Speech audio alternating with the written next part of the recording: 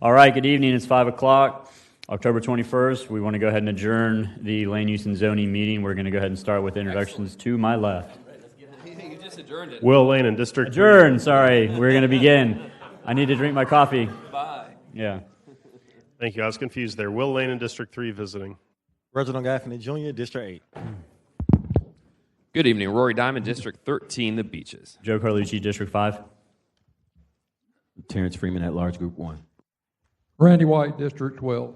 Dylan Rangel with the Office of General Counsel. Susan Kelly, Planning Department. Aaron Abney, Planning Department. All right.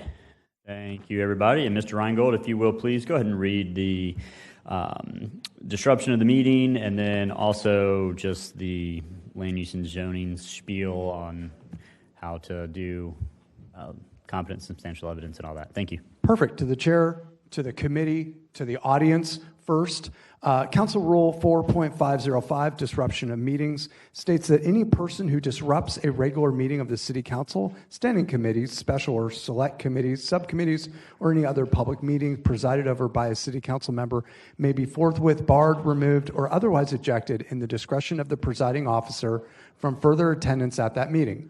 If necessary, due to the nature of the disruption, the audience may be cleared from the council chambers or meeting location in the discretion of the presiding officer. Any person who refused to leave the city council chambers may be subject to arrest.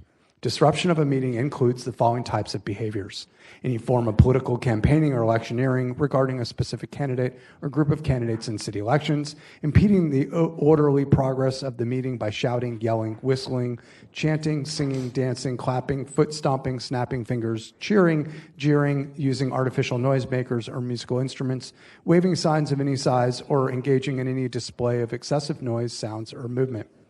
Displaying or waving any signs of any sort except where used to support the speaker's presentation at the podium, and only where the sign is 21 inches by 21 inches or smaller in size and cannot be displayed in any manner which unreasonably obstructs the view of the dais for any member of the audience regardless of the message. Also includes audible noise from cell phones or other electronic devices, includes consumption of alcohol or controlled substances, also includes making vulgar, offensive remarks or gestures, or using threatening language or gestures, including but not limited to pantomiming, discharging a firearm, choking, or throat cutting. Finally, it also includes refusing to stop speaking when your time has expired or is otherwise directed by the presiding officer to do so due to disruptive behavior as described herein, and ultimately also returning to the meeting after having been removed or ejected or attempted to do so. Those are our disruption rules pursuant to Council Rule 4.505. I will follow that up with our general rules for LUZ.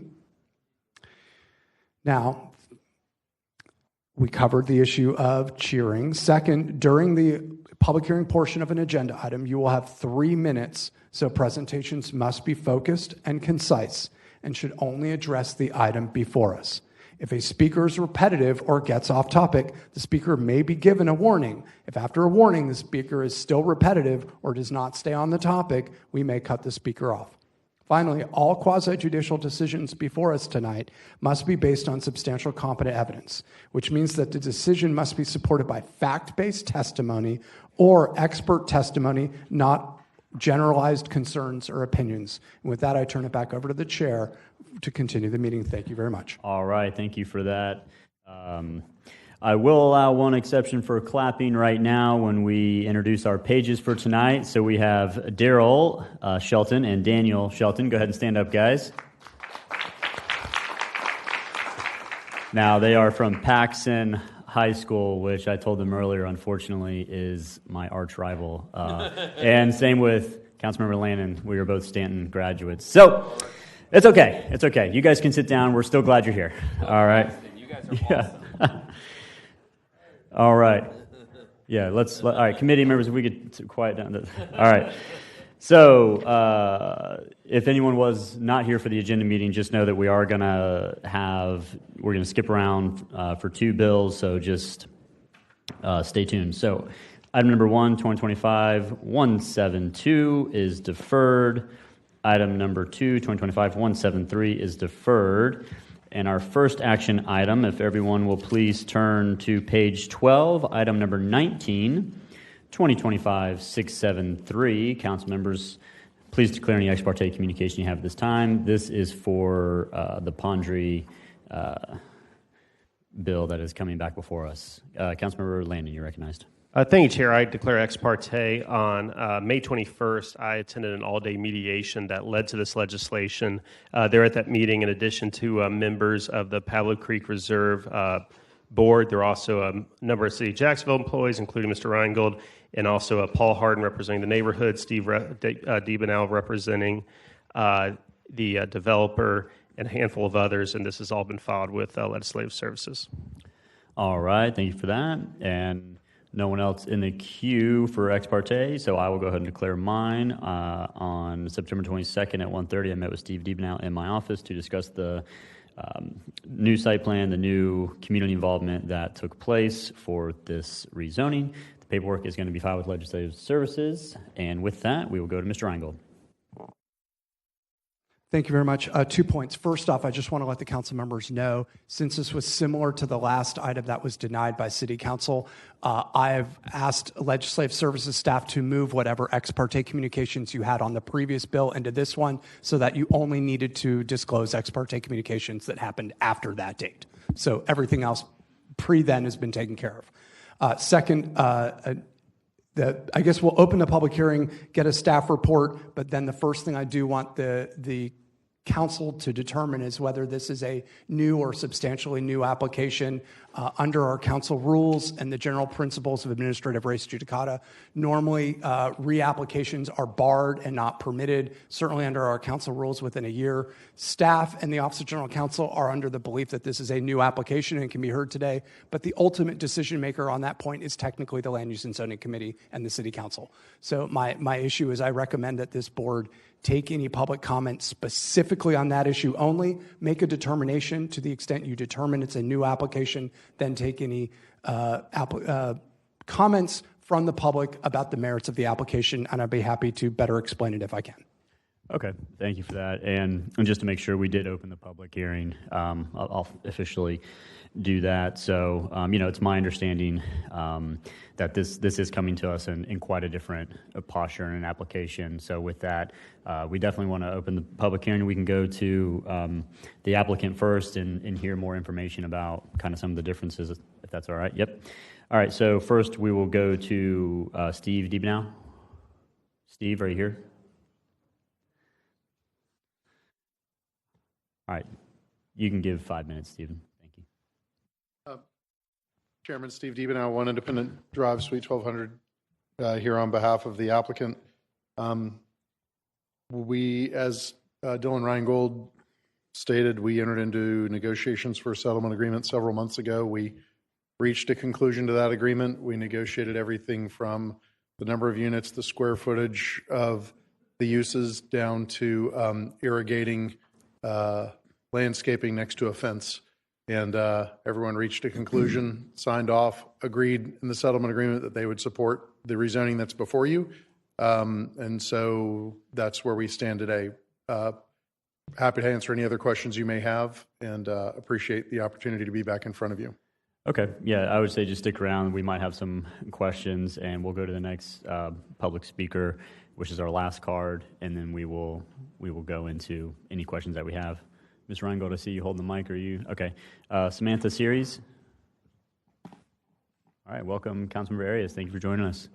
Nope, okay, questions only. You are in opposition. Chairman, I didn't realize you were calling this first, so I didn't wait in line, but I'll fill out a card when we're done. Okay, name and address. Paul Harden, 1431 River Place Boulevard. I'm just making an appearance to maintain my standing on this issue. Okay, did you want to go ahead and make your standing? Do what? Sorry, what was your stance? Are you in support? No, to maintain my standing, which is a legal term included in the statute. Okay. Or in the ordinance. All right, thank you. Thank you. All right. With that, we have no speakers in the queue. So, let's go ahead and get a staff report. Sorry, I should have done that first. No problem. Thank you, Mr. Chair. This is PUD rezoning ordinance 2025-0673, which seeks to rezone approximately 29 acres of land from commercial office to a PUD to allow for the redevelopment of an existing office complex. into a mixed-use development that's going to consist of some retail uses, a hotel that's going to be limited to a maximum of 200 keys, and then also allow for townhomes and row houses with a maximum of 180 units.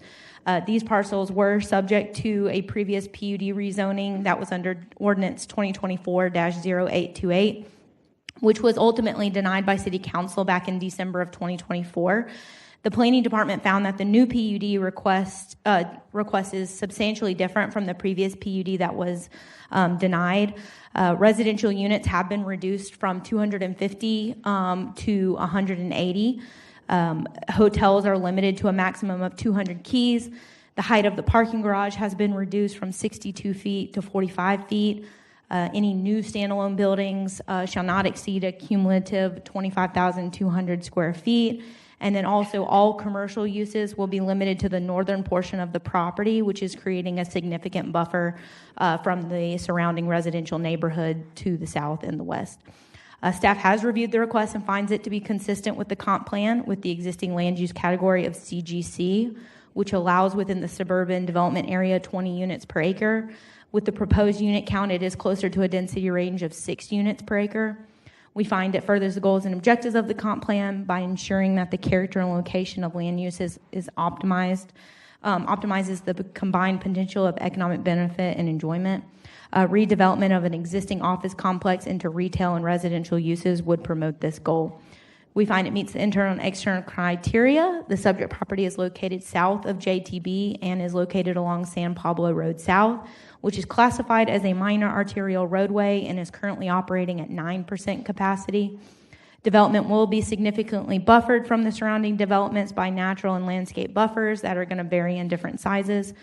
The proposed development is consistent with the established development patterns along San Pablo Road, which does include multiple apartment and condo complexes and also an existing hotel.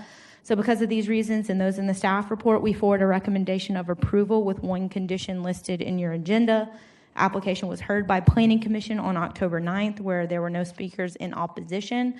They had little discussion, and the Planning Commission voted unanimously for approval with that same one condition listed in the agenda. All right. Thank you for that. I guess we already did the speakers, so do they just need to come back up now after that has been read? Well, I think the first point we were trying to clarify is whether there was any opposition, if anyone thought it was a different application. I didn't hear anything to that effect, but I guess now it's more of the issue on the merits. Okay, got it.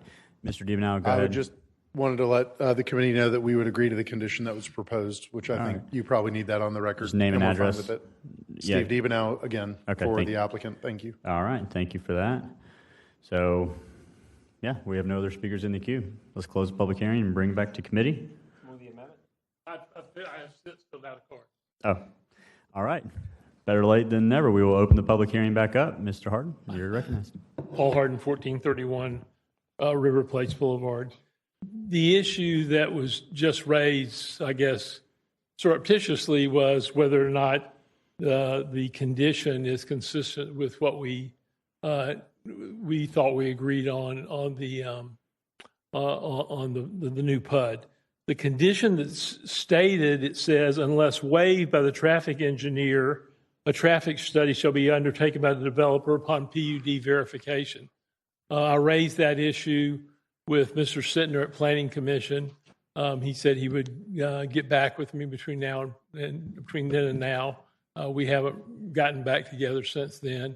I raised it today with him again by email. I got a response from Mr. DiBenau, who said the dog ate his traffic study or something to that effect. But we just want the traffic study that we believe that was going to be done. It says that they'll give us a traffic study upon PUD verification. We're not asking them to do one until then. But one of the key issues is that's a small road, and where the where the driveways, as Steve referred to them in his description, come out onto the road is a significant issue. How many trips come out at certain locations, and so it's a pretty limited use. I mean, a study, I mean, I guess sincerely, today or earlier today said they've already done a traffic study, but they couldn't have done this one because the PUD verification hasn't occurred yet. Until they provide a site plan, you can agree to a lot of things, and we've agreed to a conceptual site plan, but until you do the engineering that you submit with your PUD verification, you don't know whether the information is correct. So we're anticipating a traffic study at the time of the PUD verification, and we would like that traffic study to be done. Now, the planning department has recognized the traffic study, but they say unless it's waived, we don't want it to be able to be waived. We would like the traffic study done at the time of the PUD verification condition with that condition. So other than that, I'll be happy to answer any question. Okay, understood. Yep, Councilmember Diamond, you're recognized. Thank you, Mr. Chair. Through the chair to Mr. DeBenow. Like there's so much water under the bridge on this one. If we're just down to a traffic study, what's our story? And I say this as somebody who almost has this in his district, but not quite. Number one, we've done a traffic study previously. Number two, it's not required by the settlement agreement. And number three, the condition as it's written requires a traffic study unless it's waived. That's it. Super easy. It's already, this issue is done. The road is at 9% capacity. The driveways are not changing their location. The only thing that's happening in terms of the traffic approaches are that the northernmost driveway is becoming right in, right out. We're decreasing the use of the northernmost driveway. The other two driveways are at the exact same location. And to ask for this revision today, frankly, in my opinion, is a violation of the settlement agreement. The settlement agreement says that all parties are going to come to this body and support the rezoning. We support the rezoning. If we want to be really clear, strike the condition, because now we're all consistent. We're all here to support the rezoning. I mean, that's the way to resolve it. If you want to make it lock solid, consistent with the settlement agreement, strike this condition. If you want to be gracious and you want to refine it to the point where everyone's doing a little bit of what they're supposed to do, we've already done that. We'll accept the condition. But if you want to be consistent with the settlement agreement, just strike it. That's fine. And if I may, and since we're still in the public hearing, through the chair to Dylan, who has the right to waive this, the condition? I mean, if it's going to happen when it's verified anyways, then who cares? So through the chair to Councilmember Diamond, as the condition is written, the waiver occurs by the chief of the traffic engineering division or their designee. Okay, and have we had any feedback on that? On whether we expect that to happen, or do we need to bring Ms. Santana up, or what's the story? It doesn't have to, the event Name and address. I'm sorry, So Paul Harden. through the chair, Mr. 1431. Harden, please feel free to respond. Thank you. Yeah, I'm thank sorry. The event that requires the traffic study hadn't occurred yet. It's upon the PUD verification. So until they provide get the PUD verification, you don't have to supply the traffic study. Yeah, through the chair, but you understand what Mr. DeBenow is saying. He's like, he's done a traffic study. What's going to really happen that's different after we get a PUD? I think that, like everybody else, they're going to do a traffic study at the time of the verification. So I don't know what the beef is. Yeah, I got what you're saying. Well, I'd rather ask Ms. Santana if we think there's going to be a waiver, and then we can be done with this. Well, that's a Ms. Sickler. Is that a you question? Then come on down. I'm sorry, Ms. Sickler. I'll talk to anybody who's got an answer.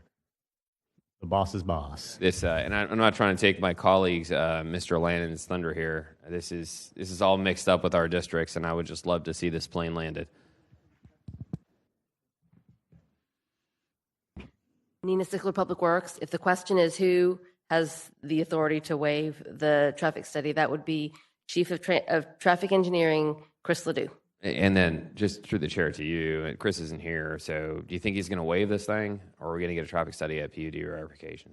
I've discussed this with Development Services. We're not certain. I mean, it seems like the type of development that would warrant a traffic study, but I can't speak for him. All right, thank you.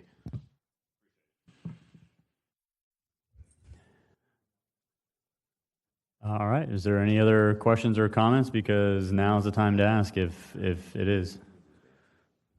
Yeah, Councilmember Arias.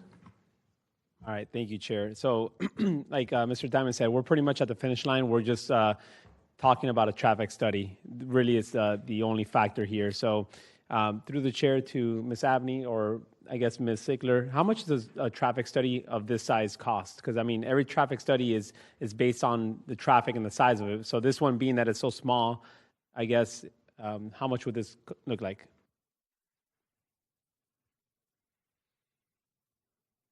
Come on down, somebody. Whoever wants to answer it.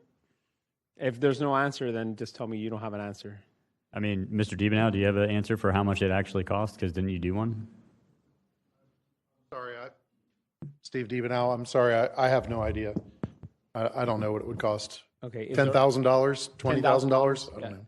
You guys want me to give you guys $10,000? Like, if Mr. Harden's client wants to pay us $20,000, then to do the traffic study, we'll talk about it. But I'm being facetious. I mean, look, the settlement agreement says that all the parties are coming here in support of the rezoning. Period. That's what the settlement agreement says. And the settlement agreement's very detailed. The PUD written description and everything that we submitted is consistent with the settlement agreement. Everybody has lawyers. Everybody's lawyers have reviewed it. Everybody's lawyers have provided comments. And so to make sure 100% that this is consistent with the settlement agreement, I should just tell you to forget the condition, because the condition is not listed as a part of the settlement agreement.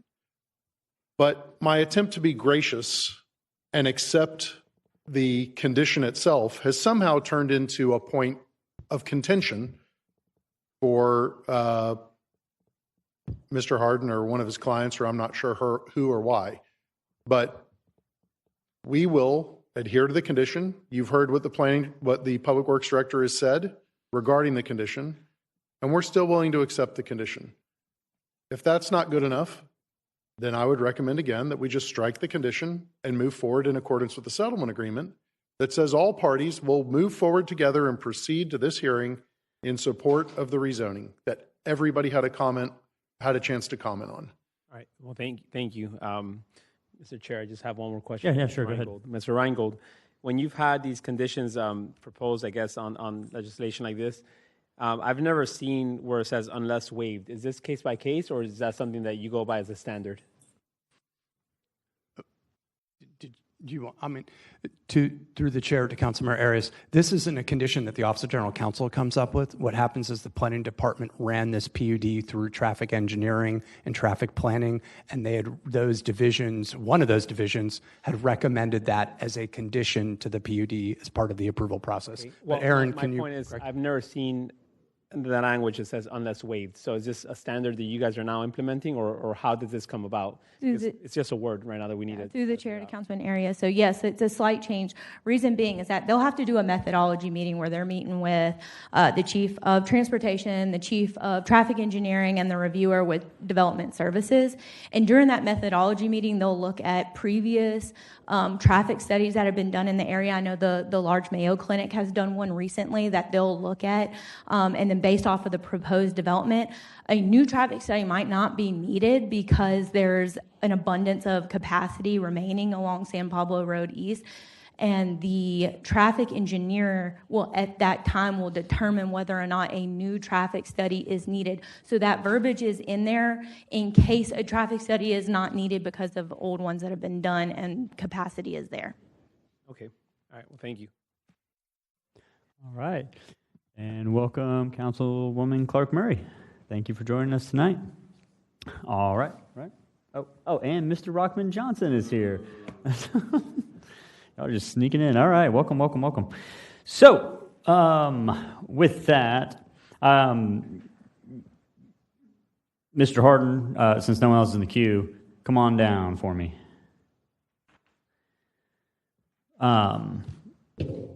What's the problem? Because, I mean, they don't want to pay for a traffic study that's pointless, but you guys want to just make sure the traffic is calm and is flowing correctly on that road, correct?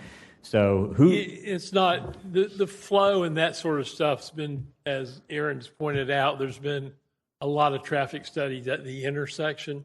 Really, the one we're concerned about is the access on San Pablo Road on that end. And I appreciate Steve being so gracious. I'm sorry I've been so rude. But it's an issue that's been raised several times. After hearing what Ms. Sickler said, I don't think that they're going to waive it, so it's not a hill I want to die on. So if you want to use that language, that's fine. We're going to follow up and hope they'll actually give us the traffic study. Mr. Deeb and I indicated they've already done one. Perhaps they could start by giving us that one, and we'll go from there. But if All right. after Ms. Sickler, I'm good with Feel that. better? Nah. Okay. All right. Well, that's okay. Yeah. All right. Well, thanks. That's all we needed. We just needed to hear that. All right. Thank you. Mr. Deebenow. Yeah, I'd like to just add, I never indicated that we wouldn't pay for a traffic study. Never indicated that the cost gave us any heartburn about it. Whatever it costs for the city, if the city requires us to do it, we're going to do it.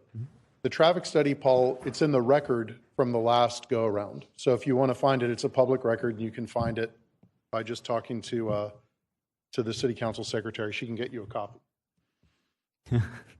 She's actually a he. Oh man, that reminds me of the State Farm commercial. But anyways, all right, we're going to go ahead and close the public hearing and bring it back to committee. Let's move the bill as amended with the conditions. Did we not vote on the amendment? So we have a motion and a second, I think, from Mr. Arias on the amendment. All in favor of the amendment signify by saying aye. Aye. Any opposed? The amendment carries. Let's move the bill as amended with the conditions. All right, we have a motion and second on the bill as amended with the conditions. Councilmember Lannon, did you want to speak now or after? I believe I need to speak now, correct, or through the chair? I just want to say, again, this was an all-day mediation. This has been basically 2 years in the making on this, and there were a lot of concessions, really by both sides. You heard Ms. Abney talk about it. It is reduced density. It's going to be a smaller hotel. Garage is going to be less height and increased buffering. So the neighbors are in a better place, the applicant, and everyone's really in a better place. So I think we got this as good as we can, and so I do support this being pushed through in my district. All right. With that, no other speakers in the queue. Let's go ahead and open the ballot and record your votes. 7 yeas, 0 nays. By your action, you've approved 2025-673. Council members, let's go ahead and turn to page 4, item number 4. If I can just clarify something for the record on go ahead. 673. So the way I've interpreted this is that you deemed this as a new application and you then took action on the merits for the item. The only reason why I raise that is I think you're going to have another application in the next couple months that we're going to have to go through a more significant res judicata analysis. So I just wanted to be clear that you had made that determination. Yep, I think we heard significant changes on that application, and that was the merit that we voted on. So thank you so much for that clarification. Always appreciate it. So council members and committee members, we're on page 4, item number 4, 2025-448. Let's go ahead and open the public hearing and get staff report. Thank you. This is Legislative Bill Ordinance 2025-0448, which was introduced by Councilman White, seeking to amend the zoning code for Part 6, parking standards related to industrial uses, and then also updating Part 12, landscaping requirements related to industrial and commercial property projects. Currently, parking requirements related to industrial developments are required at a ratio of 1 per 2,000 square feet. The proposed changes will decrease the required parking to 1 space per 5,000 square feet of floor area, and the department has no concerns related to these parking changes. The second half of the bill is seeking to amend Part 12, landscaping, in relations to qualified projects where they're required to bring landscaping up to code. The code today requires properties that make 50% of the assessed value of the lot's improvements within a 3-year period, or if the existing structure is expanded by 50% or greater. The project is deemed a qualified project and will be required to bring the site up to compliance with landscaping standards. 20% of the project cost will be applied to bring the site up to compliance for Part 12. There is a amendment proposed by Councilman White, which is listed in your agenda. This bill is seeking to increase that percentage from 50% of improvement caps to 60%. And then it also reduces the 3-year threshold to just 2 years, while allowing the current year's value according to the property appraiser to be used rather than the value at the start of the 3-year period as the code requires today. It also reduces that 20% of project cost to be applied to landscaping, and it reduces it down to 10%. The departments have all worked together. This is Public Works, Development Services, Planning Department, along with NAOP, and we're all supportive of the requested changes that are listed in the White Amendment. So we are forwarding a recommendation of approval with those changes listed in that amendment, and that's listed on your agenda. Planning Commission heard this item back in September 4th. They recommended approval of the previous changes, but they ultimately recommended approval for the proposed amendment. All right. Thank you, Ms. Abney. First, we will go to Chris Hagan, which is, well, there's not, is there, you have 3 minutes? Come on down, Ms. Reagan. And then we'll go to Chrissy Kinney and Nancy Powell are our only speakers. Thank you, Mr. Chairman. Chris Hagan, 208 North Lower Street. I appreciate your time. We've had this in 2 other committees, so most of y'all have heard this. The only change that I could be wrong, but Aaron mentioned that part of the amendment was the 70 to 60. I think that was already in the last bill, and so it wasn't part of this amendment moving forward. But it's the only change I want to make. But no, I appreciate everybody's time. We've worked really long and hard on this, about a year's worth of work. We believe this is going to spur a lot of redevelopment growth in the city and still require a landscape portion if you would hit the threshold of 60%. So we feel like this is a good compromise on both sides, and we're happy on where this landed. All right. Thank you for your time. And next we have Chrissy Kinney.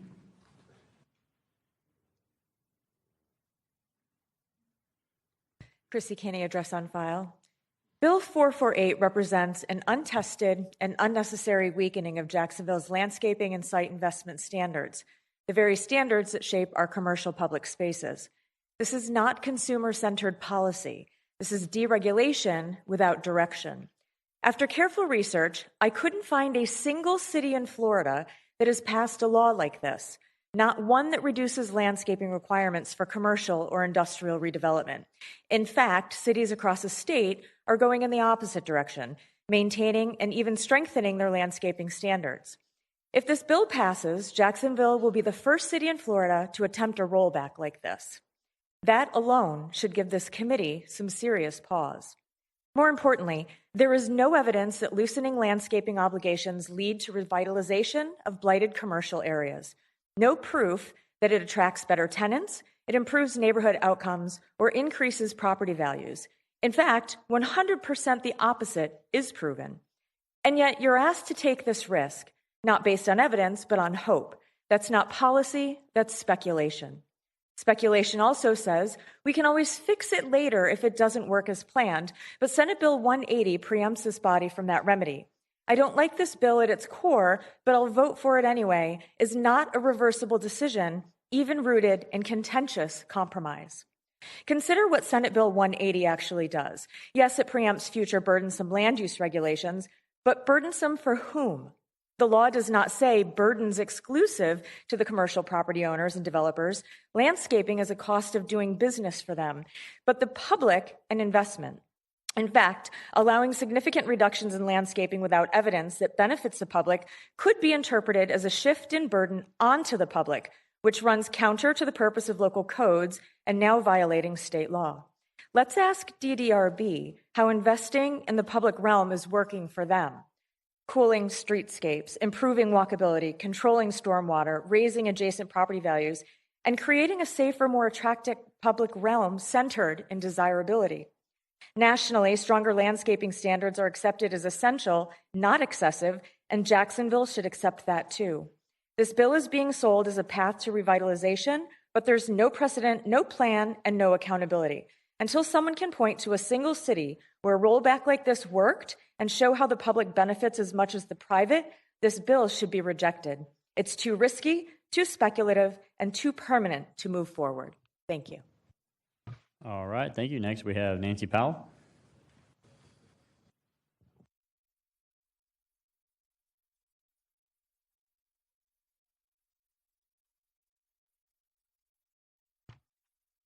Hi, Nancy Powell. I am at 1848 Challen Avenue, Jacksonville, Florida, 32205, and I'm here representing Scenic Jacksonville. I want to thank Councilmember White for bringing the parties together. This bill is slightly improved from where it left the last round. There's a lot of small changes to it. It's in a slightly better place.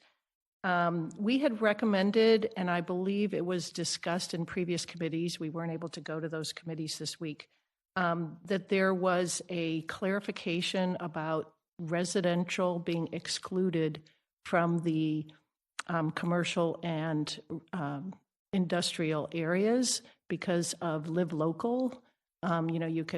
So we understand that was discussed, but that the language actually didn't get into the bill. The way the bill is written, it is slightly confusing as to whether excluding residential applies to both industrial and commercial. So we would ask you to, if you can put that into the language for future people looking at that bill, that would help. We do agree that this is going to make it harder for older commercial neighborhoods, older corridors, they're in all parts of Jacksonville, to really start to look better and have good landscaping and bring the areas up the way everybody wants Jacksonville to be. This is going to make it slightly harder to do that, which is unfortunate because, we feel that, it's pretty obvious what we think about landscaping as to beautifying the city, the cooling effects, walkability. There's a lot of studies that show that good buffers help sidewalks and walkability, and we know that's an issue here in Jacksonville. So we would ask, we had tried to get a sunset for this bill. It was not accepted. Apparently, it was not. But we felt like because the data wasn't really clear, there wasn't really data showing why this was needed, we felt like a sunset would be a good solution so that you would then have some data to understand the bill. But in any case, thank you for working on this, and we would hope that there's no further relaxing of the landscape code. Thank you. All right, that concludes all of our speakers. Councilmember White, you're recognized. Thank you. Through the chair and to the chair.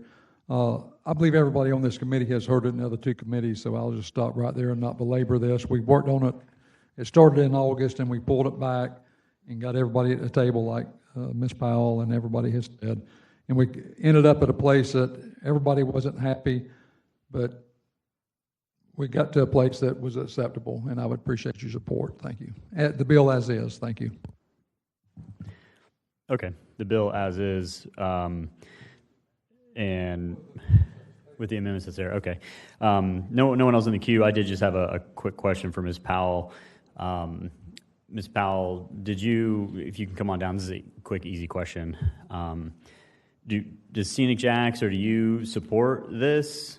I saw on the card there was a check mark for that. I guess yes. Okay. We wish it were better. We tried really hard to find ways to make it better, and we made a lot of suggestions. So it is where it is. It's not a great bill, but we understand. But you support it. Yeah. Okay, thank you. All right, Councilmember Gaffney Jr., you're recognized. Oh, if you could come up one more time, please. It's Nancy. Ms. Powell, we need you again. This will be brief. I know we talked about this a long time. You mentioned one thing in your opening statement about what was the amendment you wanted to offer? What was it that you said something about housing? The clarification that, when it was first written, we appreciate that they've made some definitions of what is commercial, what is industrial. It's the uses, not the underlying zoning, right? Because you can build residential in a commercial zoning code or in an industrial zoning code. So there was some clarification made, but in the language of the bill, and we sent this out to people, there's a clause that says and does not include any residential development component, but it looks like it's only for the commercial areas and not for the industrial. So we just thought that there was a clarification that should be inserted in the language of the bill. We provided that to you all. So that was our suggestion. Okay. All right. Thank you. All right. With that, we have no other speakers in the queue, so we're going to go ahead and close the public hearing and bring it back to committee. Amendment when you got the... All right, we have a motion on the amendment and a second. Can someone please explain the amendment? Absolutely. To the chair and the committee, the amendment reflects the compromise that came to in the meeting that we had. First, it increases the applicable period from 1 year to 2 years. It increases the percentage of project costs from 5% to 10%. And finally, defines industrial and commercial developments to essentially exclude a residential development component of those. If I may, I promised Mr. Hagan I would say this publicly, and I haven't had a chance yet.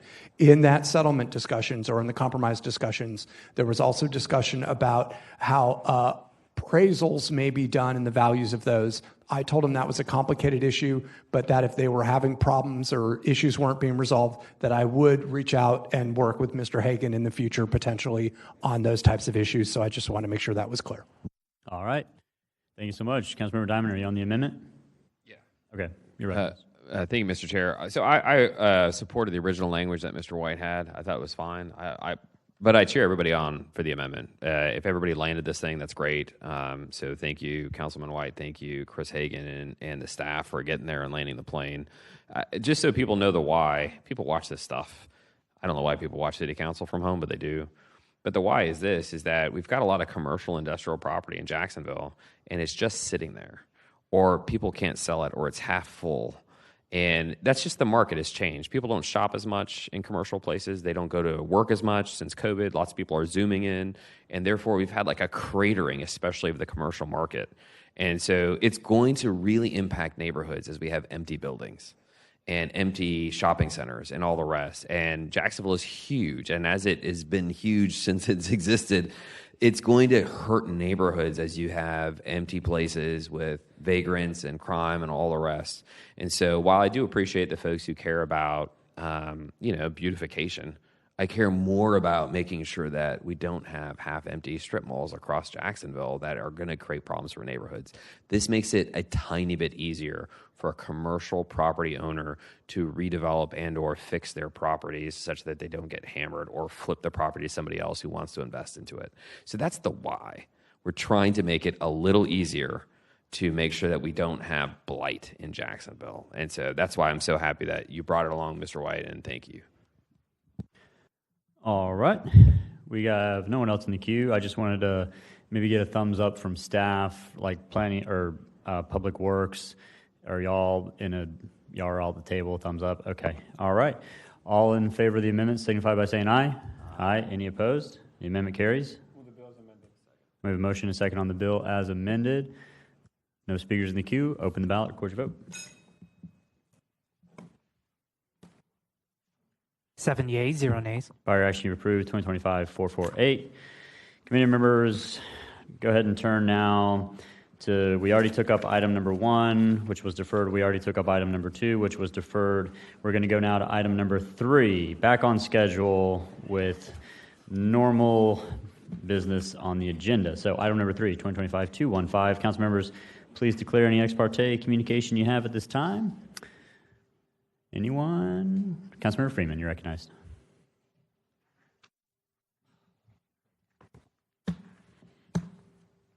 Thank you, Mr. Chair. I'd like to declare ex parte. I received several emails, 12 of them actually, in opposition, and that has been filed with Legislative Services. Thank you.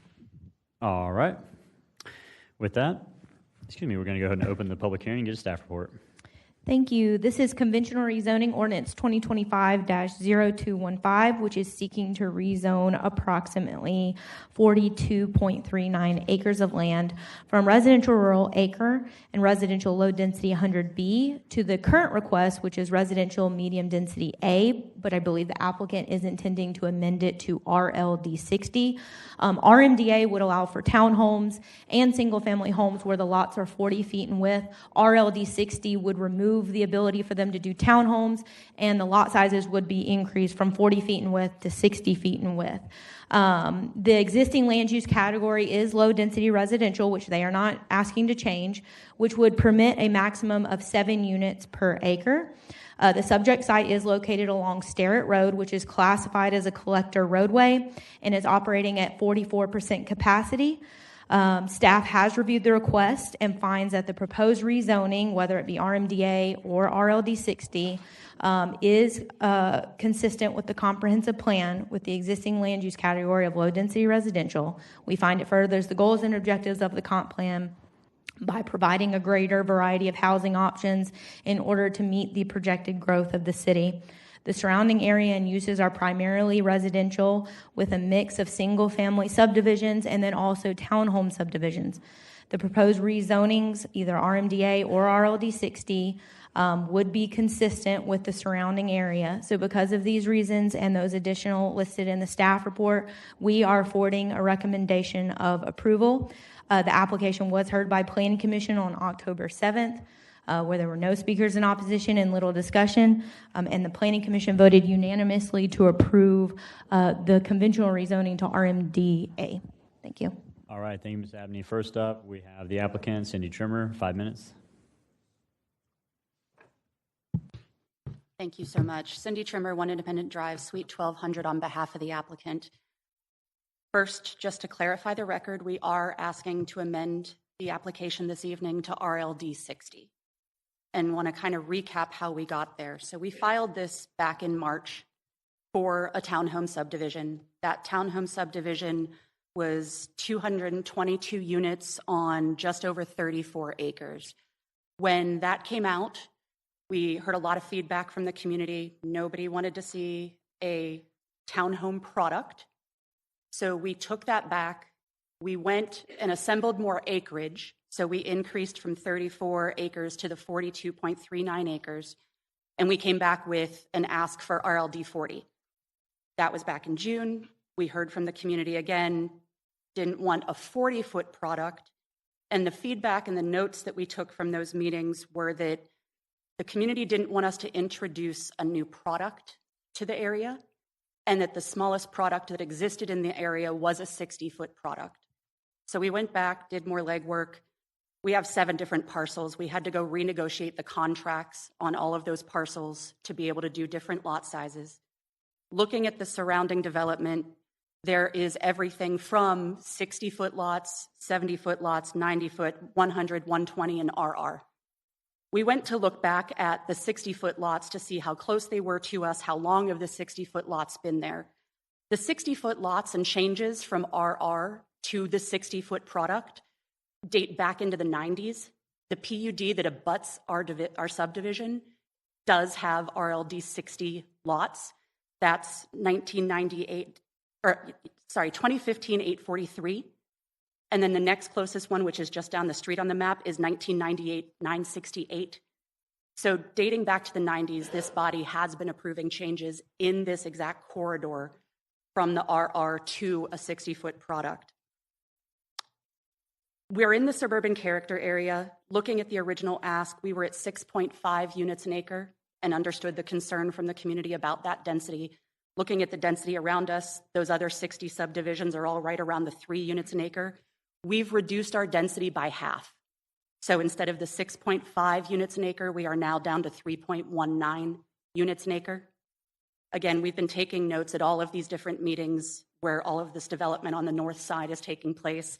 North side has land. I understand change is difficult, and we all have to navigate this every day. The things that we've heard as far as feedback is what exactly is going on in this subdivision. Are you packing as much density as possible? That's not the case here. Again, we are just over 3 units an acre. We've got more than 8.6 acres of preserved wetlands on the site. We have more than 4 acres of ponds. We have more than 2.5 acres of recreation. So with that, we do believe that we have landed on a product that is consistent and compatible with the area. We are not introducing anything new to the area. And I know that there are still some folks that aren't happy with where we landed. So I'll pause there, hear from them, and use the rest of the time for rebuttal. All right, next we have Robert McFeely.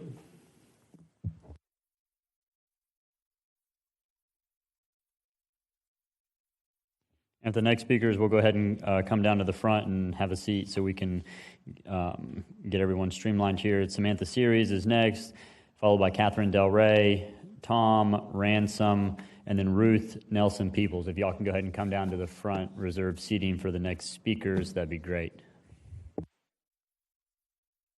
There's some paperwork there for you guys to review while I'm speaking. Good evening, Robert McFeely, address on file. I'm writing to express serious concerns regarding application 215, which represents a clear breakdown in both the process and community protection. This application, as currently handled, undermines public trust and violates city design to safeguard residents. This application should never have been allowed to amend its zoning request. Yet this council permitted on August 19th, over 2 months ago, by approving this amendment. The council has set a dangerous precedent that undermines the integrity of the public zoning process, which is a flagrant procedural violation. This situation worsens when on October 7th, the builder submitted a site plan without having to follow the mandatory review process. This is the reason City Ordinance Section Code 656-122 exists, which clearly states application for rezoning of land shall not be allowed to amend, withdraw the application at any time after the required fees have been paid to the tax collector. This language is unambiguous. Once fees are paid, amendments are prohibited. Allowing this application to proceed ignores the laws, favors private interest over public accountability, erodes the community confidence in fair governance. Can you put down your phone, please? The original PD and PC report for RMDA shows the surrounding area as primary residential, rural, and RLD 100A. That's from their own report. This demonstrates no public need for this rezoning. It benefits private interests only. Application 215 would contribute to both spot zoning and urban sprawl, directly contradicting the 2045 comp plan, which calls for growth that is compact, compatible, and consistent with the surrounding land use stated in both Objective 1.1, Policies 1.110 and 1.115, prohibit of scattered, unplanned development. Additionally, Jacksonville Code of Ordinance Section 656-125C explicitly requires that rezoning must not contribute to urban sprawl, constitute spot zoning, be compatible with surrounding properties, harm neighborhood character and quality of life, which this does. They're trying to rezone 4 properties into 1. Basically, solely on these facts, in the PD and PC report, which isn't accurate, this rezoning fails every one of these criteria. Compatibility and consistency with existing surrounding land uses are not optional. They are legal planning requirements. Allowing this application to proceed violates the law, undermines the community, and rewards procedural shortcuts. Application 215 is procedurally flawed, incompatible, and legally unsupportable. I urge this council to deny and uphold Section 656-122, protecting Jacksonville's zoning process, remain transparent, fair, and accountable. And let's be clear to everybody on this council. We are not against development. We are against this constant RLD 50 and 60. We want a mixture. Give us 60, 80, hundreds, a fair number. Putting 2 90s is not compromised. All right, next we have Samantha Series. Samantha Series, address on file. I live 16 miles from this location. However, I am still concerned about this. I have a serious concern regarding the 2025-0215 proposed development of 138 homes. Of those homes, 16 are actually on wetlands. I'm very interested in the 8.6 acres of reserve wetlands. I'm glad to see that that's something that they had done, but I don't think that resolves the 16 homes that are on the wetlands. I urge you guys to consider the environmental, safety, and legal implications of approving this portion of the project. Jacksonville's 2045 comprehensive plan, particularly the conservation and coastal management element, policy D325, mandates that the protection of wetlands and other environmentally sensitive areas. Wetlands are critical for maintaining water quality, supporting biodiversity, and mitigating flooding. Allowing development in these areas contradicts the city's stated goal of sustainable growth. Sorry, I'm going through something. The future land use element requires a minimum 50-foot natural vegetation upland buffer between the development and the wetlands for subdivisions of 3 or more lots. Does building 16 homes on wetland violate the buffer requirement, undermining environmental protections designed to safeguard both residents and the ecosystem? Wetlands serve as a natural flood control, absorbing excess rainwater and reducing runoff. Development on these lands increases flood risk for new homes in neighboring areas, particularly during hurricanes and heavy storms. Compromising these natural protections poses a direct threat to public safety. Wetlands are vital habitats for numerous species, some protected under the state and federal law. Development in these areas risks irreversible habitat destruction and loss of biodiversity. Approving these homes on wetlands would be inconsistent with the city's 2045 comprehensive plan, increases risk to residents, and threatens local ecosystems. I strongly urge the council to enforce existing environmental protections and prevent development on these sensitive areas. Protecting our wetlands is not just an environmental imperative, it is essential for the safety, well-being, and long-term resilience of Jacksonville. I also would like to say that, like stated before, there are numerous areas that are withering, decrepit, empty. There are areas that can be developed instead of developing on our wetlands. I think maybe we need to guide our developers towards those blighted areas rather than trying to destroy more additional areas. Jacksonville is very sensitive, and we have an aquifer that feeds, 90% of Jacksonville. So, it's important to make sure we keep our environmental minds set. Thank you. All right, next we have Catherine Del Rey. Oh, do not wish to speak. Tom Ransom, and then we'll have Ruth Nelson Peoples. Good evening. Name is Tom Ransom. Address is on file. Before I started, I just wanted to say one thing that caught me a little bit off guard when the item was read. It said something about the comprehensive plan says low-density housing is up to 7 units per acre. What I read in 2045 says low density is 1 to 2 units per acre. So there's a big gap, and I don't know who's right or who's wrong, but I read one thing and she said something different. So it would be nice to get that clarified. The 2045 comprehensive plan says if you're looking to construct a home in a rural part of Jacksonville, expect large lots, low density housing. That's 1 to 2 acres lot, or per 1 to 2 units per lot. Higher density housing is not the norm in North Jacksonville. Infrastructure matters. It does say infrastructure matters. Take that into account. And discourages sprawl.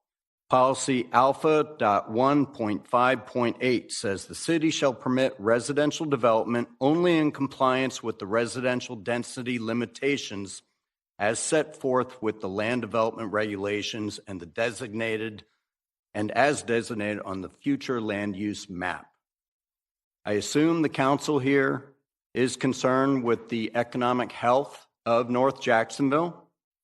The units in 0215 are not compliant with the 2045 comprehensive plan. It contradicts the city's goal of preventing urban sprawl and spot zoning. We deserve smart, thoughtful growth which maintains our property values and contributes to the economic health of the area. The north side is an established low-density developmental area. Please don't change the character of the north side. This will cause declining property values, and in turn, the economic health of the community will decline. If you're going to allow expansion, thoughtfully develop neighborhoods, 100-foot, even 80-foot, 120-foot lots or greater, and an improved infrastructure would maintain or increase the economic health of the area. Thank you for your time. Okay, next we have Ruth Nelson Peoples, and then Jim Drost. Come on down. That's Al Osorio. Come on down. Steve Shinego, come on down, Joanne D'Angelo, and Laura Fulford. If all those speakers will please come down to the front row, that would be appreciated. Go ahead, Ms. Nelson Peoples.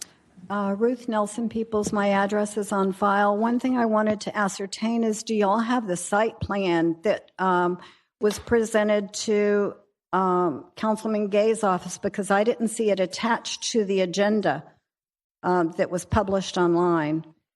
So I would like to ask for this zoning application to be denied as presented, and that a meeting be scheduled with the community. I do appreciate that Ms. Tripper said that they heard us at the last meetings here, the last LUZ meeting, and they went back and they made some changes, and they've heard some other things that we talked about, but there was not a community meeting scheduled for this property. According to the site plan that she gave Councilman Gay, not one single piece of touching property around this area of land is less than 1 acre, and these small lots should not be allowed. They are not consistent with the area. And looking at the site plan, I saw 135 proposed homes with a recreational area that included 7 bike racks. That's not really a lot of recreation, but it does have on there 7 bike racks. I didn't see any sidewalks on the site map. I see homes that are built on wetlands. I don't see any turn lanes into or out of the property. I saw an upland buffer of only 15 feet, which I thought was supposed to be 25 feet. I'm wondering if permits have been obtained from the St. Johns River Water District Management and from the Florida Department of Environmental Protection. I see utility easements running through the middle of lots, which I'm not quite sure why utility easements would run right through the middle of the lots on that site plan. Something that concerns me in the north end is that people are accustomed or enjoyment of areas that people are accustomed to having is being depleted, and there's nothing to replace it. Respectfully, and if we don't have a community meeting, I'd like to suggest some things like a community center with a pool and sidewalk, a place where families can meet and safely play with their children in their own community, irrigation systems. Working families have little time to stand outside and water lawns or move sprinklers around, and we see how those lawns look. This area can support nice homes. I live in a nice area in the north end. I brought a brochure with me that shows that our homes sell for a very nice amount. Thank you. Okay, thank you, ma'am. Would you like the brochure that I brought, and do you all have site plans? Because that wasn't attached with the agenda. Okay, so we're going to address that right now. If you want to leave the brochure, you can absolutely do that. Mr. Reingold, can you please address the site plan comment? Thank you very much to the chair, the committee, and the audience. I've heard reference to a site plan this evening. Please be aware this is what we call a conventional rezoning request. It is, as presented, was RMDA, as requested to be amended is RLD 60. Those do not come with site plans. They do not come with written descriptions. The applicant simply has to meet the requirements of the zoning code. So any site plan that you've seen is something that the developer may have given you to give you a sense or an idea of what the development may look like, but it is not a binding site plan that'll be attached to the zoning. I'd be available for any additional questions or comments. Okay, thank you for that clarification. And next we have Jim Drost.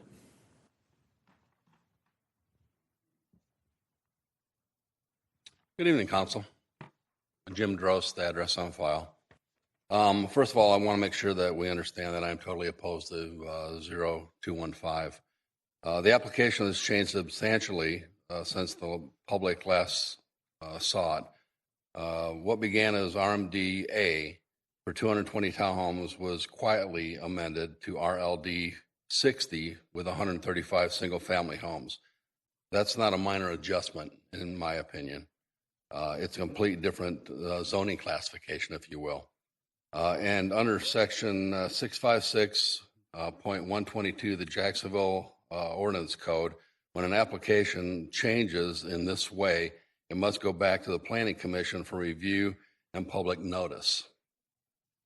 That never happened, so we are standing here tonight debating a zoning change that was never properly vetted or reviewed. That alone is grounds for to remand or deny the request. But beyond this procedure, the amendment directly conflicts with the city's 2045 comprehensive plan. The plan's goal 1 calls on the city to protect natural resources and minimize threats to public safety. Yet this project proposes to build 16 homes on active wetlands in a known flood basin draining into Dunn's Creek. That's not protection. That's inviting floods and degradation of the property areas. Policy 1.115 and 1.112 states we must discourage scattered unplanned development and encourage compatible land use patterns. This proposal does the opposite. It pushes dense suburban development deep into the low-lying semi-rural areas without adequate infrastructure, stormwater management, or neighborhood transitions. Goal number 3 of the comprehensive plan directs us to protect the fabric and character of single-family neighborhoods, but the RLDL 60 plan would jam 135 homes into 42 acres, wedged between large lot residential properties and church land, destroying the very scale and tranquility of this defined area. And let's be clear, the planning and development report before you is obsolete. It's totally changed from what we had in the beginning. So it's up to the city council members. It isn't just about one neighborhood. It's about upholding our own comprehensive plan and protecting the integrity of our city's planning process. Thank you very much. Okay, next we have Al Osorio.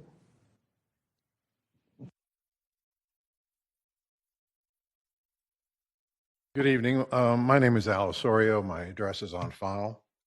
I'm standing basically to oppose this development. I think over the years that I've lived in the area, which is about 20 years, I moved into the area because of the fact that it was rural and it was spread out. I find it interesting that, you know, when we look at compromise to me has always meant meeting somewhere in the middle. When properties are surrounded by 1 acre zone properties, a compromise is not building a property that is 6,000 square feet when an acre is over 43,000 square feet. Compromise falls somewhere in the middle there. And even if you don't fall in the half-acre middle, certainly getting down to below 1/4 of an acre for building sites is not a compromise. It seems that builders send a proposal in for, you know, building townhouses, and then they want to settle really to be a 60-foot lot. And then that wants to be looked at as being a compromise. The areas that they're looking to develop are areas that are wetlands in that area. Some of the homes they're looking to build are directly on those wetlands. And the planning committee has said that these areas should be preserved. There's wildlife in those areas that still exists. Everyone sees them every day. Basically, what I'm asking for is a compromise and something that fits into the neighborhood. Because when you start down the path of what's happened in Ocean Way of building literally 4,000 or 5,000 apartment units, and it's slowly moving across the area, the standard starts to be lowered, and you allow 60 and then 40, and then the rest of it becomes townhouses and things of that nature, which we did move there for that purpose. But I would ask each member of the council is to kind of look at themselves and as a person that lives in our neighborhood and say, what would you do if you lived in our neighborhood, and how would you vote about this type of growth? Thank you. All right, next we have Steve Shanego.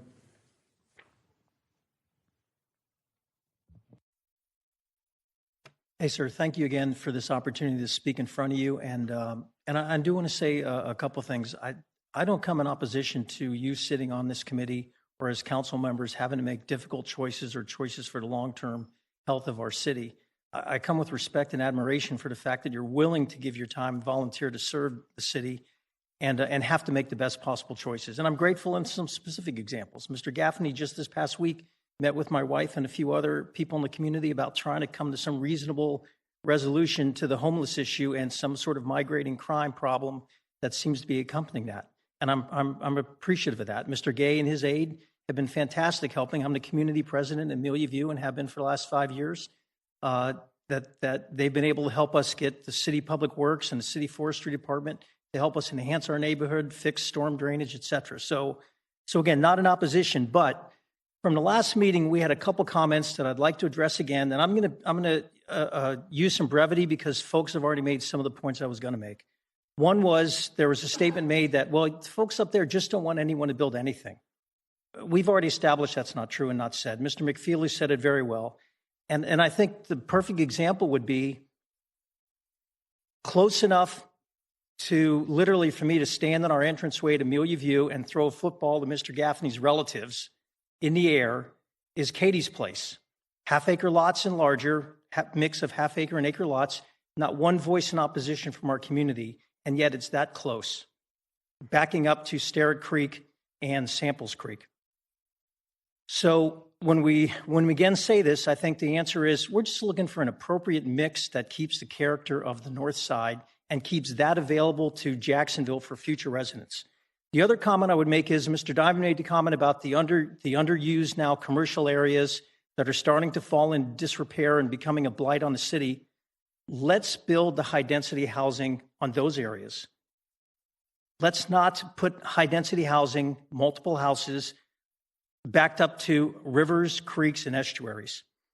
The last comment I would make would be, in the multiple months now and the 8, 10, 12 meetings or so that I've been involved with, one person, I didn't know him prior to this, but I've learned who he is now. One person continues to show up and he shows and he brings what we're directed to bring, well-researched, accurate references to city policy, zoning guidelines, and available data from professional studies in order to make a point.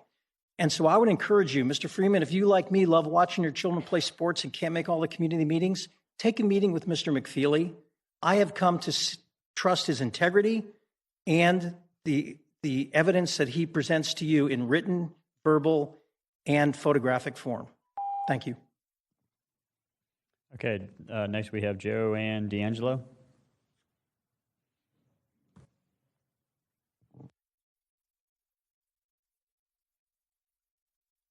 Joanne D'Angelo, 1565 Jake Road. Y'all mentioned the fact that some of these places are being built and they're not being rented or whatever it is. We have the same thing over there. We have the townhomes, we have apartments, we have subdivisions that have been built, but there's no homes there. We've got a lot of things like that that's happening over there right now. Where this particular place is going to be done, if y'all pass it, it's on a curve. There's 2-lane roads there. We even have some dirt roads out there, not in that immediate area, but we do have dirt roads out there still. But the traffic, it's not going to be able to, it's going to be terrible. It's bad now. We have an additional Publix out there now. We've had all of the other subdivisions that have come in.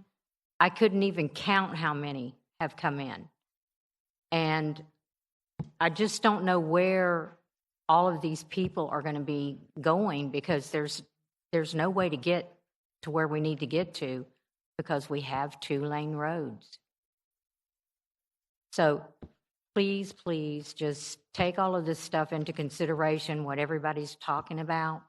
And like the others said, there's other places that these things can be built. We're not against development, like everyone keeps saying, we're not. But we just want it to stay as much like it is as we can make it. Thank you. All right, next we have Laura Fulford.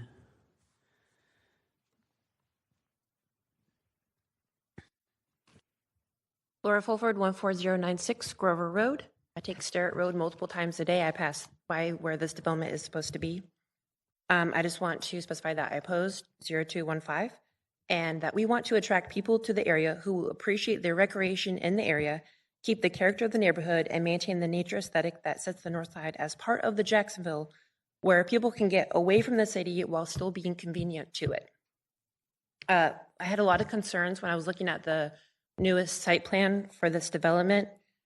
And the 60-foot wide lots is right between RR zoning and RLD 100. That would create urban sprawl.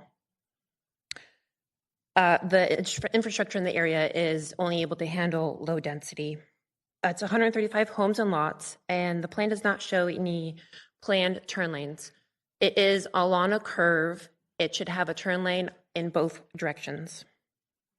Not only is it on a curve, but if you were to continue east on Sterrett Road, there is another curve where it is Dun Creek Road and Vernice Road, and it's a K-shaped intersection. It's very awkward, no crosswalks, and that is the direction of travel that people are going to take to the zoned elementary school, Sheffield Elementary. I want to know if this development will impact the groundwater. It is by wetlands, and the people that are RR100 and RLD are probably most likely on well and septic. Sheffield Elementary, it's a very old school. I believe it was built in the 60s. I think we need to have a study on the capacity for that school. 0176 was just passed for 90 homes. It's less than 2 miles from that school. And I want to know if that development plus this development is going to exceed the capacity of that elementary school. It already uses portables to meet capacity. That school is also centered around our zoning. They support 4-H. They have a goat, they have turkeys, they have a tortoise. They teach the kids gardening. It's centered for rural areas.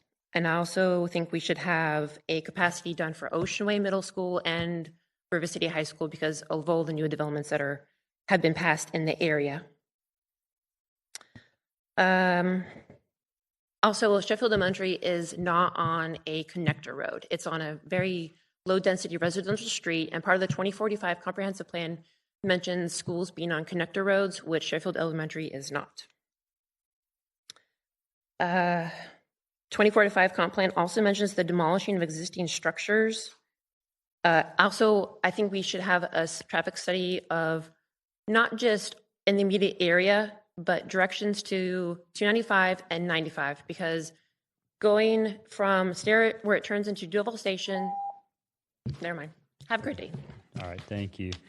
And the next three speakers marked that they did not wish to speak, but if you change your mind, just stand up and come on, head down here.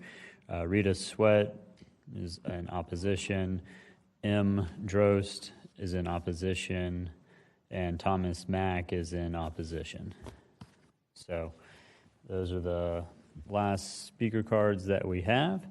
So with that, we're going to go ahead and close the public hearing and bring back to committee for the amendment. Oh, I'm sorry, Ms. Trimmer, go ahead. Yep, you can have 3 minutes for rebuttal. I appreciate that. Thank you very much. This is a conventional rezoning, so as Dylan stated, we don't have a site plan. It was originally conventional, it stayed conventional. When we do an amendment to a lower intensity conventional, we don't typically refer back to Planning Commission. Following standard protocol, nothing underhanded happened here. It is a much less dense and intense project than was approved at Planning Commission. It sounds like there's a little bit of confusion between the character areas that we have in the city.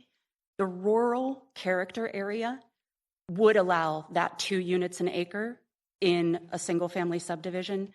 This is not the rural character area. We are squarely in the suburban character area here, which is what allows up to the 7 units an acre for a low-density residential development.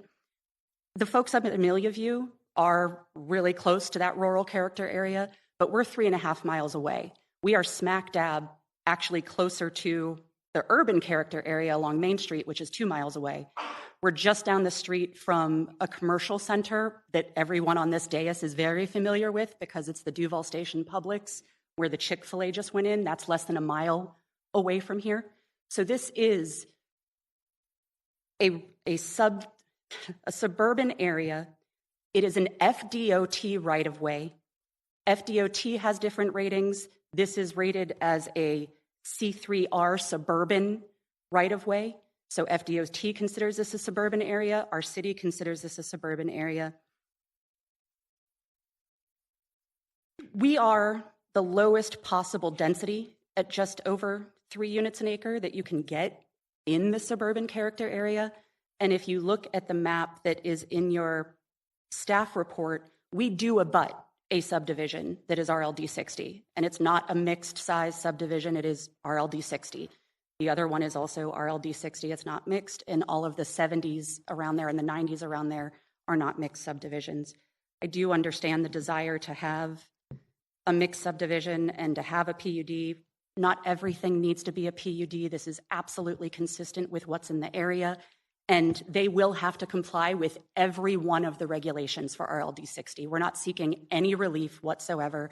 That means whatever protections exist for wetlands when they get to permitting, they will have to comply with whatever those regulations are. Again, we did hand out a site plan to the councilman several weeks ago for information purposes to show the community that what we're doing is consistent and to show the amount of green space and the recreation in the ponds so that they could have an idea of what this could look like. But again, with that, we are consistent with the area and we're available for questions. All righty. So with that, we'll close the public hearing and bring back to committee for the motion on the amendment. So we do need to get clarification on the amendment because I think there was going to be another addition to the amendment for RLD 60. So is that correct, Mr. Reingold? So I was, to the chair, absolutely right. I was going to clarify with the committee if the amendment was to adopt the sort of Scribner's error identified on the bottom of your page and also at the same time adopt the change to the rezoning to RLD 60 as requested by the applicant. Yes. As long as the applicant's in agreement with that, which Ms. Cinder is shaking her head in agreement. So with that, we need a motion on the amendment. All right, motion and a second on the amendment. Does anyone have any discussion or anything on the amendment? Seeing none, all in favor of the amendment signify by saying aye. Aye. Any opposed? The amendment carries. Got to have a motion on the bill, guys. Wake up. All right, motion on the bill as amended with a second. Now we'll go to discussion, if there's any discussion here. Councilman Gaffney Jr., Councilmember Gay, do you want to go first or do you want to go last? I just want to defer to you. Yes, sir. Go ahead, Mr. Gay. Thank you, sir. I'll go first and I may go last. We'll see how it goes. I appreciate the community coming out and being active in the what's going on. So as we've heard a lot of discussion about the comp plan, the zoning compliance, conducive to existing adjoining property. I know that the applicant has made some movement in basically compromising. This one thing I want to point out about this is development is on an old 2-lane country road. I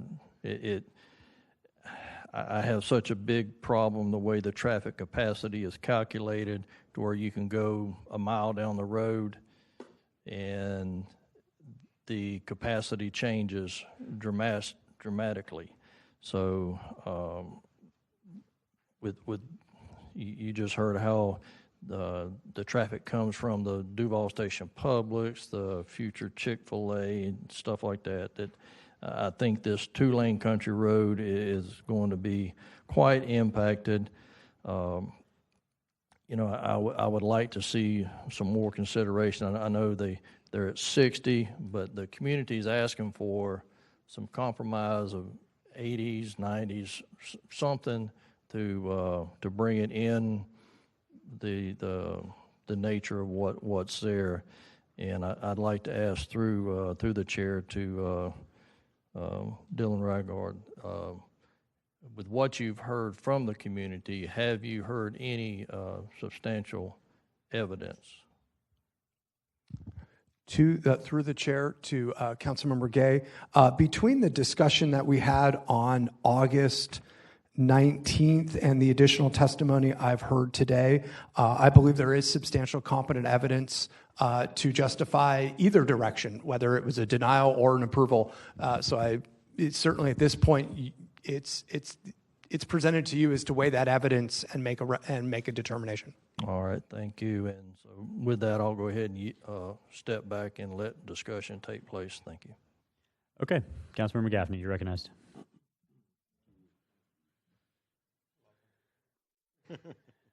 Through the chair, this will be brief. I heard the community, I guess a couple of individuals reference environmental wetlands issues. I guess can someone from the planning department address that?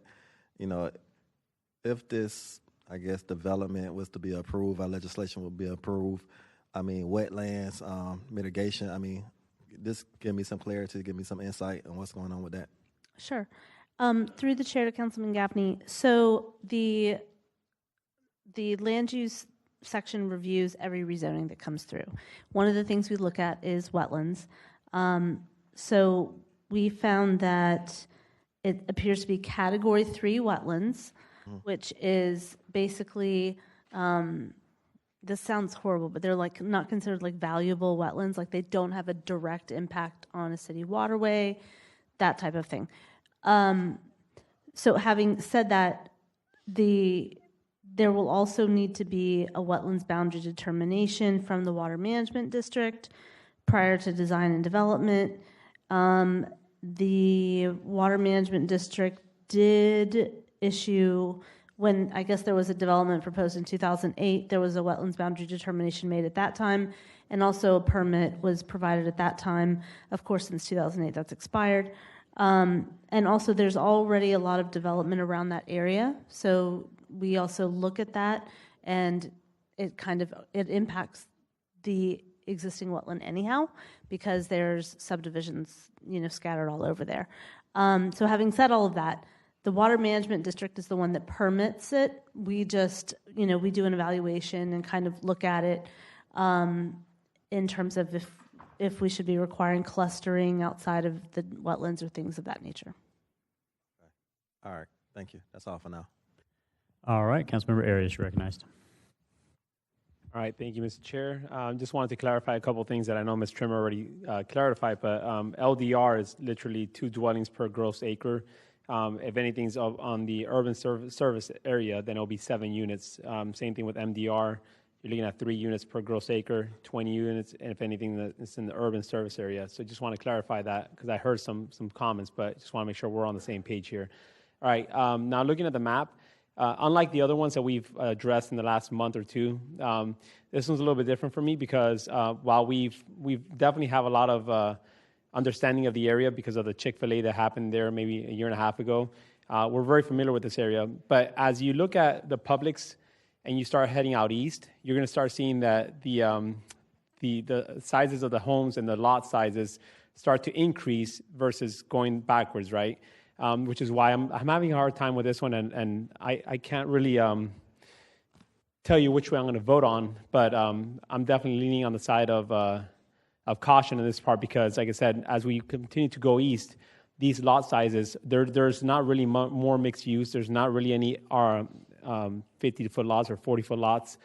You start seeing those 40 and 50-foot lots, or maybe the 60s, more to the west side towards the Publix, but going towards the east, I don't see many of that. Like I said, on the contrary, I see 100, if not RR, all the way across. So I want to see where this conversation goes. I don't know how many more speakers on the queue, but I definitely would suggest to Ms. Trimmer, if I don't want a deferral, I would like to close this out today, coming up with some compromises. I know you've already compromised, but this one's a little bit different because 60 is not there for me right now. So I'll let you guys have more conversations on this part. Thank you. All right, Councilmember Freeman, you're recognized. Thank you, Mr. Chair, and through the chair to Councilmember Gay. I don't envy you at all. Your predecessor definitely climbed this very steep hill, and it is the at-large area in which I reside in. And although I represent the whole city, I'm very intimately knowledgeable of this area. One of the questions that I have through the chair to planning, I was meeting with an assistant principal today at Riverside High School, and First Coast High School actually came up in the conversation. And the question that I asked regarding the school was, why is that school at such a high capacity? And I said, is that because when schools are failing and they have a failing grade, students can migrate into the area for a better chance of having a learning environment that's free of distractions? And at that time, this is the principal shared with me that even their portables are now at capacity, and mentioned, and I asked, is the school board planning on building another high school in the area? Or so through the chair to the planning, is that a part of your thought process when you are taking on applicants and applications and we're adding more density to an area, the impact that it has to schools or to the school board when it comes to capacity and seats? Through the chair to Councilman Freeman. So yes, in this case, because it's a conventional rezoning, we don't have an actual number of proposed units. We can't get an exact number count like we do through PUDs that have subdivisions. We'll get an exact count from our Duval County review individuals. But this application does go to our Duval County representative, Randy Gallup, who's on the Planning Commission. So he sees all of this. He did not give us any concern on the proposed rezoning or capacity in the general area. So for this particular reason, we don't have a concern. Okay, thank you. And a follow-up question to that. Please forgive me for not remembering the name that you said, but is there a metric that he uses when you said that he did not, one, and then two, does the community have a chance to interact and speak with him regarding that? Through the chair, yes. So Randy Gallup is at every planning commission meeting. They do have a methodology on how they run the numbers versus the capacity for the general area, which we're more than welcome to give them that information to the public. All righty, thank you. Mr. Chair, may I call Ms. Trimmer up if you don't mind? Yeah, of course. Ms. Trimmer, do you mind coming up? And to those out in the audience, we definitely do hear you and hear your concerns. Ms. Trimmer, can you share with me, I know in the previous conversation that we had zoning-wise, it was a little further to the east, and I kind of found a way to get to a place where I understood some things better. But I mentioned, I hear the community asking for amenities or something along the lines. I am aware that, in certain types of zonings, you can't demand certain things, and so, but can you share with me maybe some of the conversations and the conditions that were maybe asked by the community that you all kind of compromised and came to? Through the chair, so I think everybody recalls there were 4 different ones of these kind of going through the system at the same time, and there were a bunch of different meetings, plus all of the public hearings here where we heard feedback.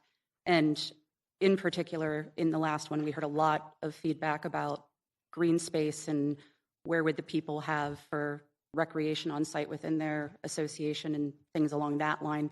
We're not seeing a lot of subdivisions that are doing big amenity spaces anymore with a lot of the pools and things like that.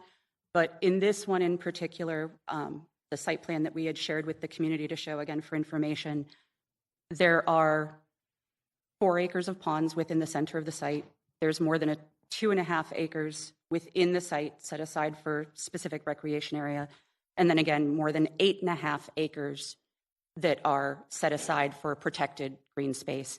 And that is consistent. And to Councilman Arias's earlier point, I do agree that as you get further east, subdivisions do get smaller. There is an RLD 70 subdivision further east than where we are.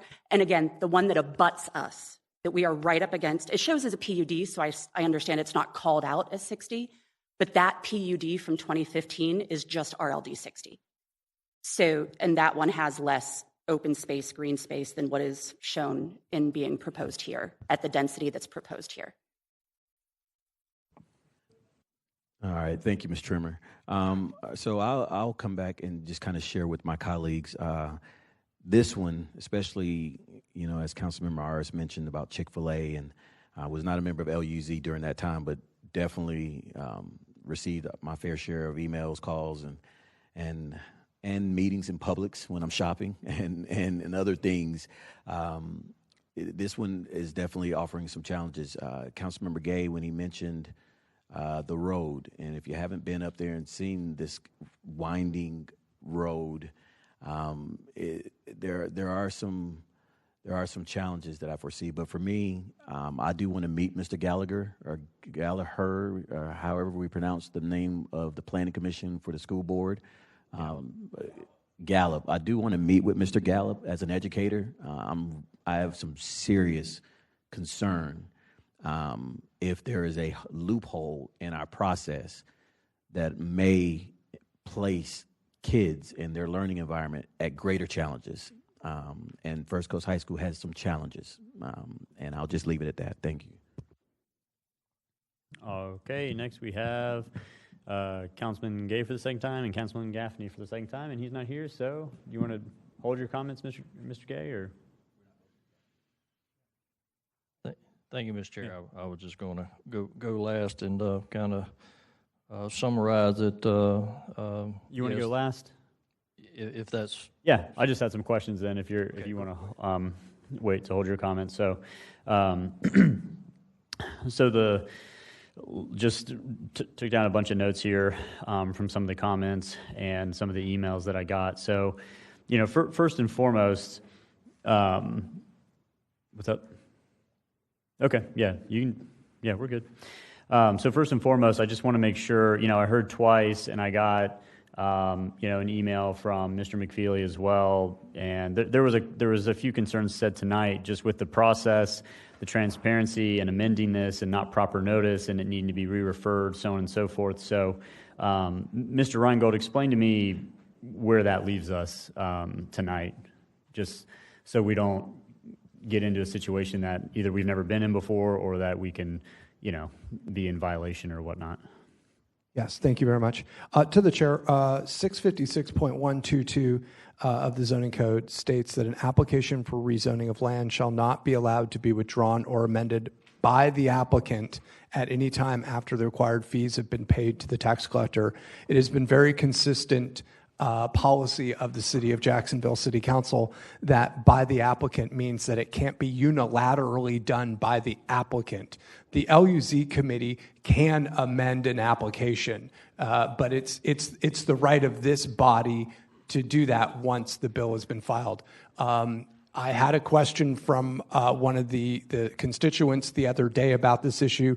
I specifically referenced a rezoning within the last year where it was originally a request to go to RMDD, but at the LUZ meeting, the LUZ committee and the applicant agreed that they were going to decrease it to RMDA.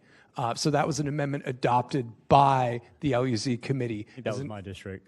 It actually was rezoning in your district, sir. Your memory serves you right. Yep. But that was an example where there was a decrease in the intensity of the rezoning request, which was granted by the LUZ committee. It could not be done unilaterally by the applicant. I hope that explains this. Yeah, it does. And you said decrease the intensity. So if it were the opposite, if they were to increase the intensity, for example, go from RMDA to RMDD, would that constitute as a re-refer? In that scenario, absolutely. I would recommend if they go to a PUD or they go to a more intense zoning district, even if it's conventional, that would require a re-refer back to committee and setting new advertising and new hearings. Okay. And next, a couple of questions for Ms. Abney. I've heard it's not compatible. It's not compatible. I'm looking at the map. I've been looking at the map this whole time with, the PUD right next door, or, down the ways a little bit, which is RLD 60, and then you've got RLD 100, RLD 90, 70, and then it kind of is just all over the place once you keep zooming out. So can you explain why the planning department gave a recommendation of approval, specifically speak to why this is compatible and or consistent? Yes, to the chair. So, we review it on consistent with the comprehensive plan. So when we look at the general area, the existing land use is low-density residential, and it's in the suburban development area. So that is awarded or entitled to 7 units per acre. The proposed rezoning to RLD 60 is compatible with that existing land use category. They're not asking to change the land use category. We also look at roadway capacity. So Sterrett Road is a collector roadway that's currently operating at 44% capacity. Our transportation division ran the numbers based off the original request of 220 townhomes, and that proposed unit count was not going to trip a capacity that would be of concern for the area. The applicant also was required to submit a JEA availability letter. That JEA letter was ran off of 220 townhomes where JEA says that there is capacity given the existing utility lines that run out there. So there's capacity there. And then we, again, look at the general area. The PUD that is immediately adjacent to it that was approved in 2015 is developed with RLD 60 standard lot sizes, and then including additional within the surrounding area, other subdivisions that have 60-foot wide lots, and then you also have a couple of townhome developments in the area. And then, if we're looking at a larger picture of the surrounding area, you have Yellow Bluff Road that is much further east that has properties that are zoned RLD 60, RLD 50, many PUDs that allow 60-foot wide standards. So if we're looking for compatibility, we find that it is compatible with the existing development pattern for the area. Okay, I appreciate that. And just so I hear you right, and if Ms. Santana wants to speak directly to this, she can, but you said that the traffic engineering department looked at the capacity for the road and determined it was at 44% capacity, or it had 44% capacity left with 222 units. To the chair. So for this portion of Sterrett Road, which is between Duval Station Road and Dunn Creek Road, it is currently operating at 44% capacity. So there's a remaining 56% capacity. Okay. Is Ms. Santana here? Is she the one that would speak to this? She's always kind of in that corner. I can't see her. She's not here? No, she's not here. We do have Solomon, which is with transportation. All right. Just a quick question, just because I'm just curious about. Go ahead, name and address or title, whatever. Mike, can you turn the mic on? Should be. Oh, there you go. Solomon Salem, Transportation Planning, in for Lori Santana. Okay. Thank you for being here tonight. So I'm not going to ask you to give me a specific number on the spot. We got kind of in a little bad patch last time we did that, but 44% capacity, 222 units, and I guess the new proposal is like 135. What type of difference is that in relation to capacity on a road? Well, if they were townhouses, they're 220. Yeah. They would generate more trips per unit, but it's just going to be a reduction of intensity on the roadway. Okay. Understood. So you're saying townhomes generate more trips than single-family homes, for example? Okay. I didn't know that. All right. And that's all I had for you. Thank you, sir. And so we got that. Okay. And last but not least, Ms. Trimmer, if you can come on down. I already got, so it's 135 single-family homes. And you said how many acres of green space? 2? I don't know what's going on with the mic. It's tired. It's done. Yeah. Yeah, it's only 6. In addition to the 4 acres of ponds, there's 2.5 dedicated recreation and more than 8.6 just open green space. So more like 11 acres total. Okay. Of the 2.5 recreational space, can you just talk to me a little bit about that? Like, what does that mean? Like, what's going to be there? Is it just going to be a field? Is it going to be like activated, or what are we talking about? Through the chair, candid answer is I don't know yet. A lot of people are doing dog parks, but just open space at this point that is available for recreation. Okay. I don't want to make a misrepresentation and say it's going to be a park. Right. Okay. But for the use of being actively used, right? Not like passive green space. Through the chair, correct, including trails around the ponds and things like that as well. Okay. And then last but not least, how many community meetings have you had with the community and or Councilmember Gay? Just talk to me just through that, because I've seen the evolution of this a little bit, but can you maybe narrow down the scope of how many meetings, so to speak? Through the chair, dating back to March, again, there were multiple different ones of these running at the same time, and Ocean Way was having different meetings. One of the representatives of the developer did attend one of them. The focus of that one was more the Starrett and Yellow Bluff through the course of that meeting, because that was the duplexes that was running at the same time. But we've had multiple different meetings with the council person, and again, the meetings with the community on these, the feedback has been consistently that they want 1 acre, half acre, nothing less than that. And it took us 4 months to get to the point of being able to offer 60s.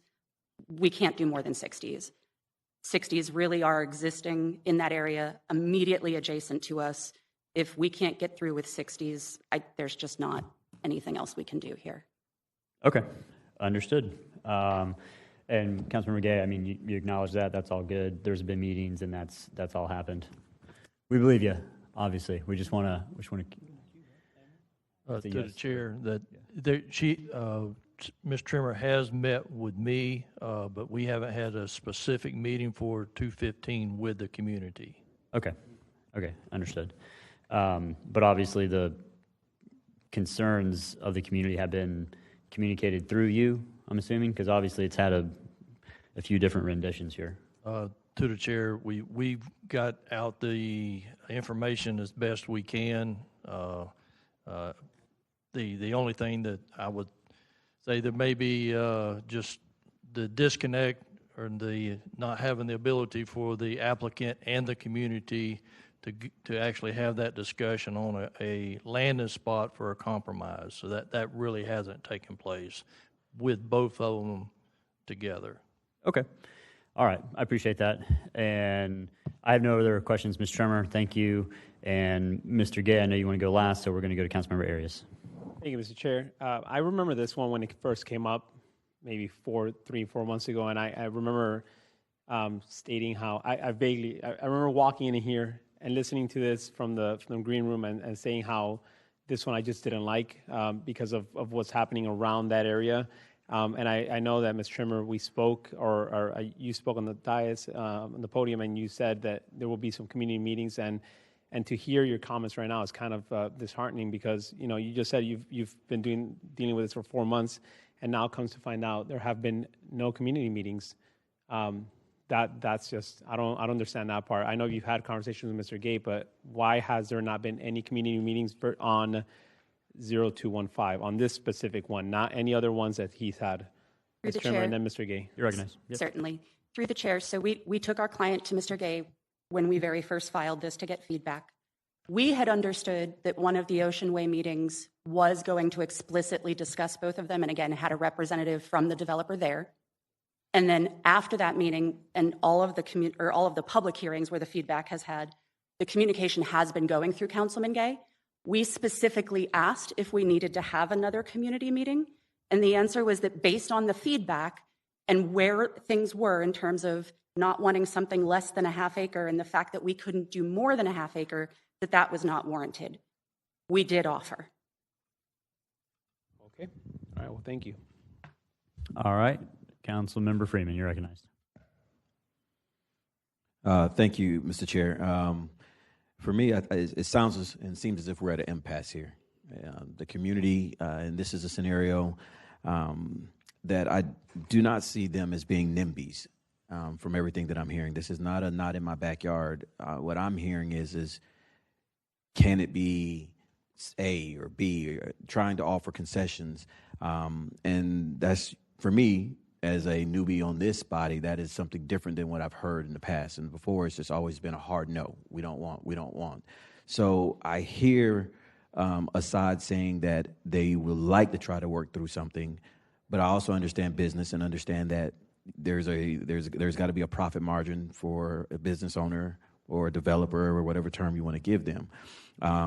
I've shared where my concern is, and I still don't feel like my concern has been answered. And this is somewhere I guess I'll be digging in on future development issues, especially in that region, in that area, and any other one in our city, to just get a better understanding of how we get to it.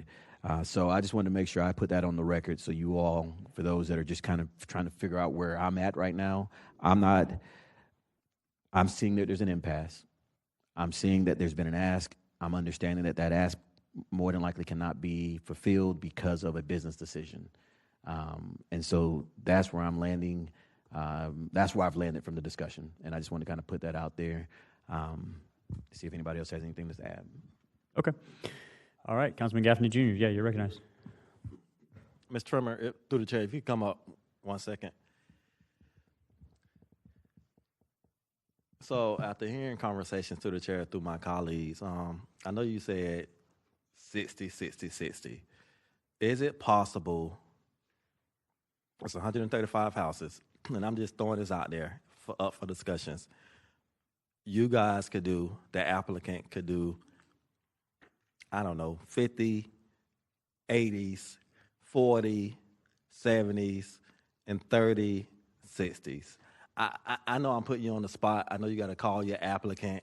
But if you get 50, 80s, 40, 70s, 30, 60s, I don't know. I don't know what those numbers look like. Maybe you might be able to sell 80-foot lots, much more. I don't know. I'm just throwing it out there. I don't know about reducing the green space. I'm just trying to figure out, through the chair, solutions for tonight. when we had the subsequent conversations with the councilman, again, we have been communicating through the councilman. That's why we went from the 40s that were the interim amendment up to the 60s, because of all of the feedback that wasn't going to do it. We had a conversation when we got to 60s when we were discussing, was another meeting warranted? Was there any more wiggle room? Could we mix in some 70s? Was there anything else that could be done on the developer side? Because if there's room to continue the discussion, we'll continue the discussion. And the instruction that we had is that we didn't have more wiggle room in the plan. It's more than a 50% reduction in the original ask, and it is exactly what is next door. All right, thank you. Okay, Councilmember Gay, take us on home. Thank you, Mr. Chair, and I appreciate the committee's deep dive into this and help try to work through it. There was some paperwork that I believe was passed out from the community which substantiates the surrounding adjacent property, and we once again hear that there's some justification because way down the road, miles down the road, but I keep going back to the dimension that's established. The only dimension that's established by the planning department is 350 feet. Notices are sent out there, and that's what is the basis. And if you look at a 350-foot dimension, you will see the majority of the homes are, on average, 2+ acres is what it comes out to. Taken out, there's probably a big 100-acre tract. You take that out of the equation. So there is justification for the adjoining property to say what this zoning should be in compliance with. So there is that substantial factor that needs to be considered. And just putting that into the mix, the 2-lane country road, I'm telling you, just because you go past Dunn's Creek Road, then it becomes a different factor, a different percentage. Because when it goes past Dunn's Creek Road, then it becomes Yellow Bluff and Sterrett, and we just, on the council, approved, helped get money to start improving that intersection because it warranted to be improved. And so the methodology, the way the traffic percentages are applied, it's kind of a bear trap. It may be good right here, but one block over is saying that it's fine. So that's a misconception there that's really not fair to apply to this road, because this yes, you may have some turn off on Dunn's Creek, but you've got more turning on Sterrett from Dunn's Creek. So it's a give and take. So I just appreciate everybody's due diligence on this. The community where I'm at is trying to get the mix of the compromise of the 60s and 80s. And yes, when I did meet with Ms. Trimmer, it was discussed what I thought about it. And I said, we got to get it back out to the community, but is there a possibility of expanding this to 60s or 70s, 80s, 100s?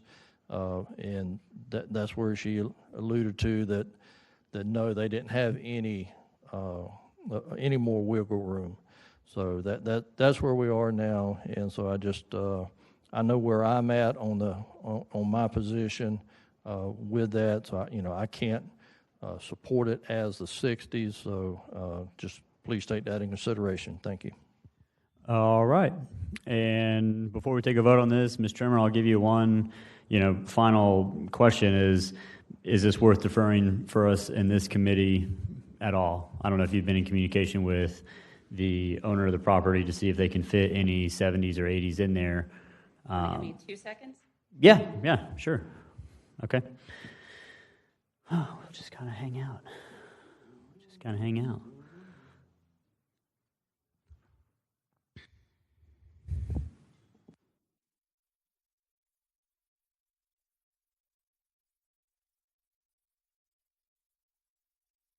One of the representatives of the developer confirmed that we can't do more than 60s, so we have to vote it up or down. Okay. All right. So with that, I think we have all the motion and second on the bill. Yep. Okay. So for me, I'm going to support it only because I just believe the LDR land use is compatible with what I heard from planning and from what I heard from our traffic engineer. And it makes me a little bit more comfortable that we're not going to get into any type of, for now, any type of legal situation with it being re-referred and whatnot. So that's where my stance is. Just looking at strict, competent, substantial evidence of listening to the community and listening to traffic engineering, listening to staff. That's where I'm landing on it. So just wanted to put my support on record. And with that, we'll open the ballot, record your votes.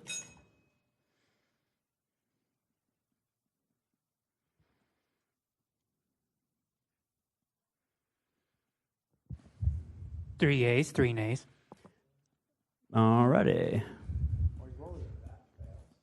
So does it have to get out of, does it need 4 to get out of committee though?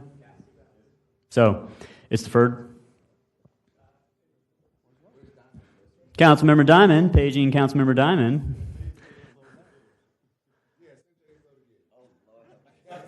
Yeah. A little inside joke. I was a little. All right. So do we need to re-refer? Or no, sorry, reconsider? Yeah, we're going to want to move to reconsider the bill.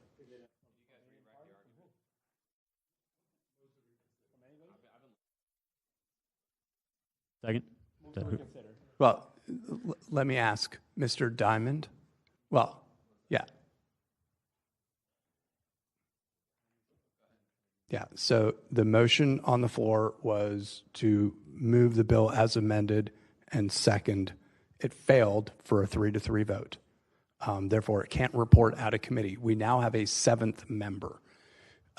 So now, oh, I know you've been listening. Yeah. Just so folks know, Mr. Chair, I've been in the green room trying to resolve another problem, but I have been listening to all the debate. It's not like I've been missing. George and I have been sitting there listening. Okay, so we have a motion and a second on. Well, that motion failed, so we're going to need a motion to reconsider from the losing party, which is essentially the side that moved the. Okay. Okay. All in favor of the reconsideration signify by saying aye. Aye. Any opposed? It carries. All right. So now we have, where are we at? Okay. Move the amendment. Do we need to move the amendment again?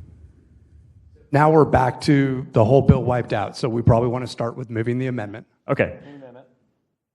All right. We have a motion and a second on the amendment. The amendment does include RLD 60, correct? That is correct, Chair. Okay. All in favor of the amendment signify by saying aye. Aye. Any opposed? The amendment carries. Need a motion on the bill as amended? Okay, we have a motion and a second on the bill as amended. So now, just for clarity in the audience, we're basically back to the beginning of where we were prior to voting at 3-3, which constitutes basically a fail or a stalemate. What we need 4 to get it out of committee. So that's where we're at. So with that, we can open the ballot and record your votes.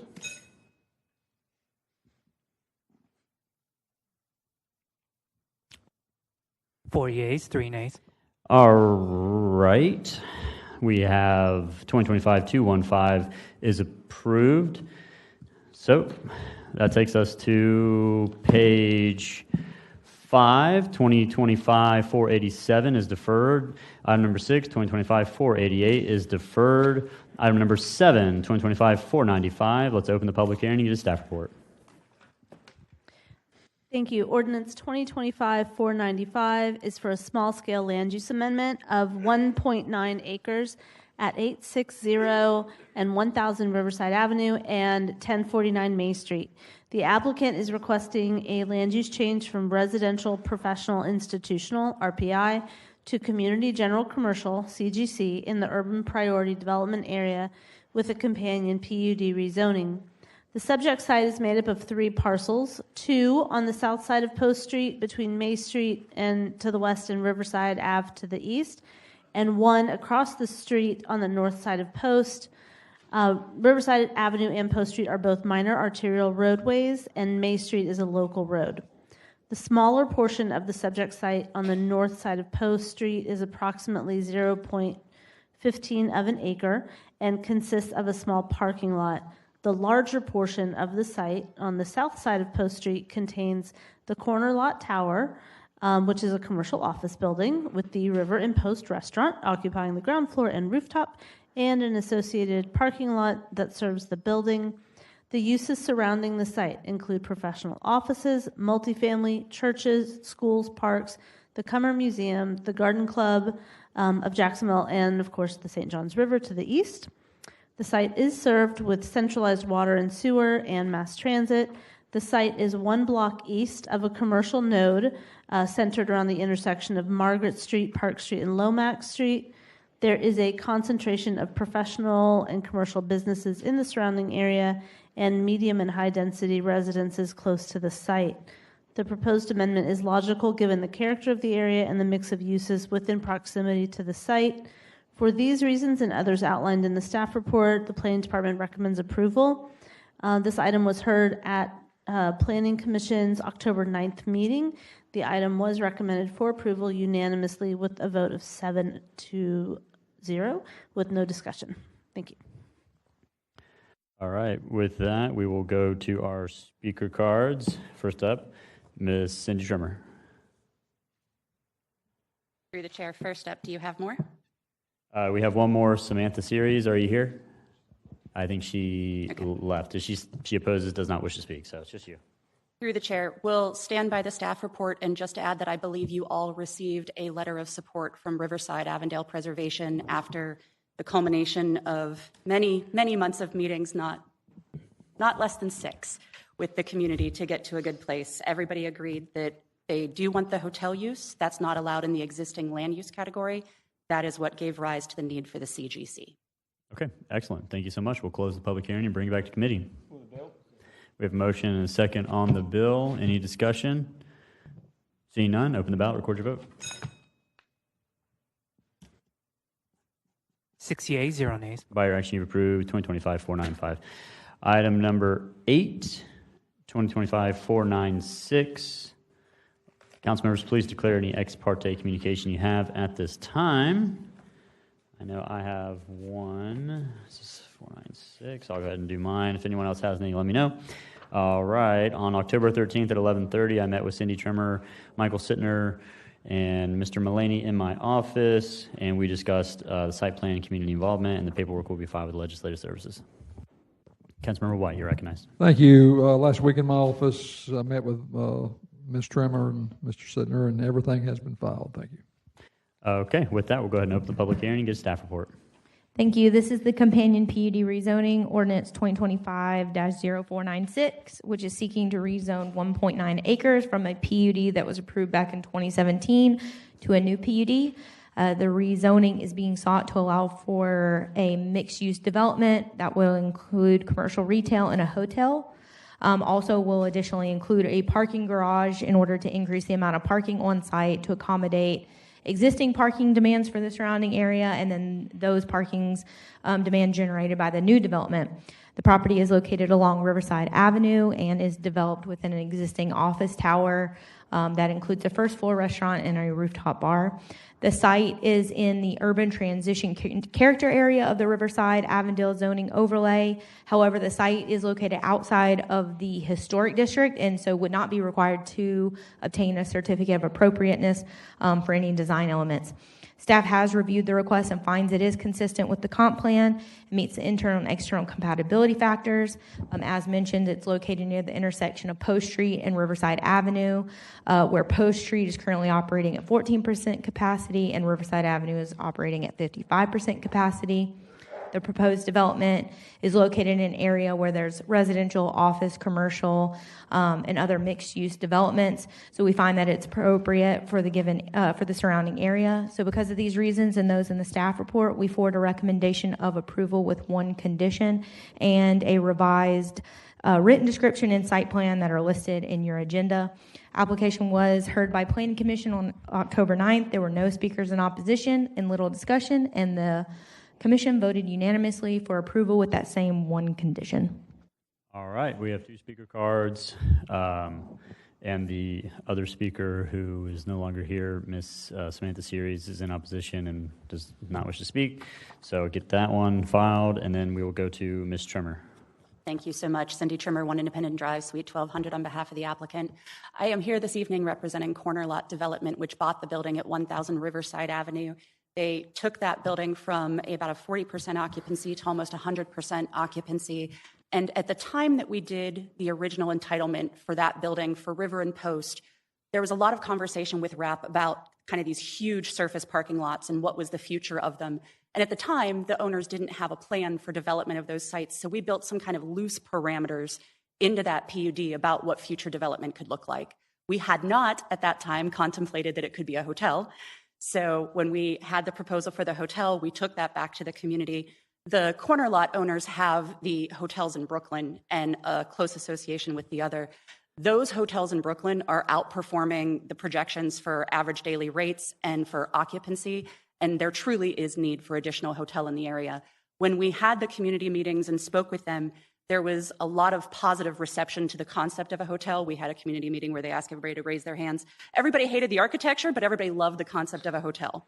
And after many meetings that really did focus on the architectural elements of this project, we realized it was going to be best to just go ahead and leave the condition from the original PUD that said that we would turn that architecture over to a public process and go before JHPC and talk about it there with professionals, rather than trying to have all of the one-off meetings because 7 architects in a room had 7 different feedback. We were able to focus extensively along that May Street corridor, including walking it with Public Works and Transportation to figure out what kind of improvements could be made on May Street There is pretty extensive parking there. It's perpendicular, but that is all deficient. It doesn't meet current code for length and width. So we've come up with a proposal that was approved by the community that we're going to reimagine that May Street corridor and make it a pedestrian corridor by eliminating parking in front of a structured garage, if there were to be one, in favor of a minimum 10-foot landscape strip, because they just really wanted to have a robust tree canopy there, and converting the other the perpendicular spaces to parallel, so that, again, we have a larger frontage on there and we have an increased sidewalk width and various proposals like that were adopted into the written description so that we were satisfying what the community wanted to see there. So again, you have the letter of support from RAP. We are very, very grateful for all of the engagement and Shannon Blankenship's leadership with that group to help us get in front of all of the small groups and get the appropriate feedback to where we could get to a united front today. We'll stand by for questions. Okay, thank you so much. We have no speakers in the queue, so we'll go ahead and close the public hearing and bring it back to committee. Let's move the amendment. All right, we have a motion and a second on the amendment. Can someone please explain the amendment?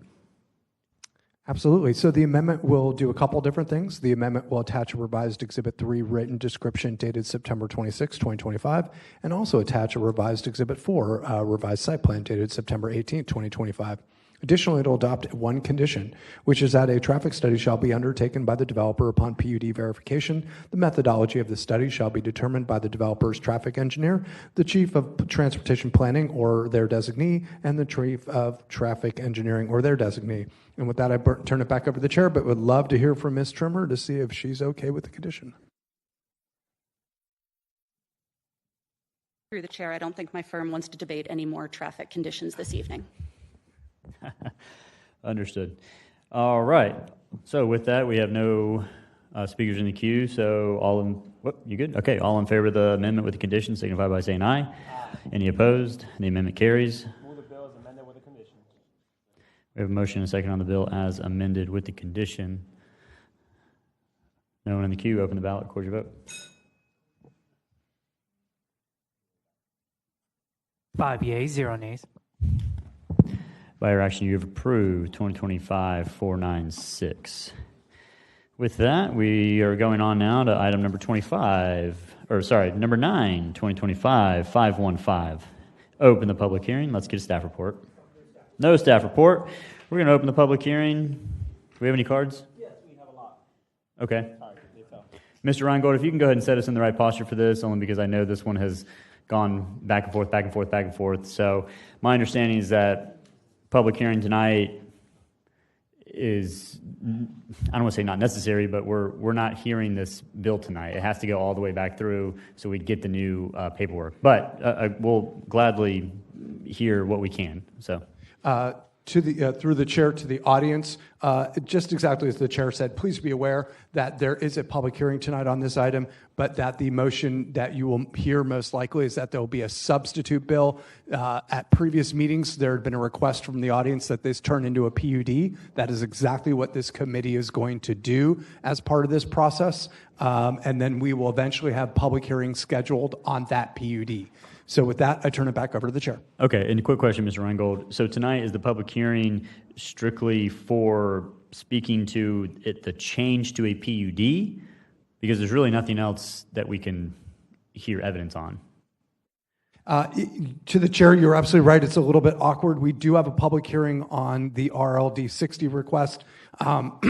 Certainly, they could make comments on the PUD request, although it hasn't been officially done yet. But I just want to remind the committee or the audience, please be aware this will not be on, essentially this will change from an RLD 60 to a PUD. So coming up here and talking about the RLD 60 proposal probably isn't going to be worth your time. Additionally, if you're going to talk about things like code enforcement violations or things like that have happened on the property, I will remind you through the chair that those aren't relevant, competent, substantial evidence with regards to a rezoning request. And with that, I turn it back over to the chair. Okay, with that, we'll go first to the applicant, Jacob Parker, 5 minutes. Oh, 3. Okay, because it's not substantive. That's fine. 3 minutes. Go ahead, Mr. Parker. Jacob Parker, 6211 Pernicia Street. I'll keep this quick. Just changing from RLD 60. Go ahead. Sorry, we were just keeping quorum. Yep. The exact site plan I used for the RLD 60 that I handed out at that time is the same one that I've sent in officially for the PUD. So nothing's changed other than they now know that's exactly what they're going to get. It's not open for me to make changes in the future. So Okay. that's really it. Thank you. Okay, understood. Thank you so much. Now we will go to the rest of the speaker cards. Joanne Prescott, followed by Elizabeth Reyes, and then Deborah Lowe, and Ann Staley.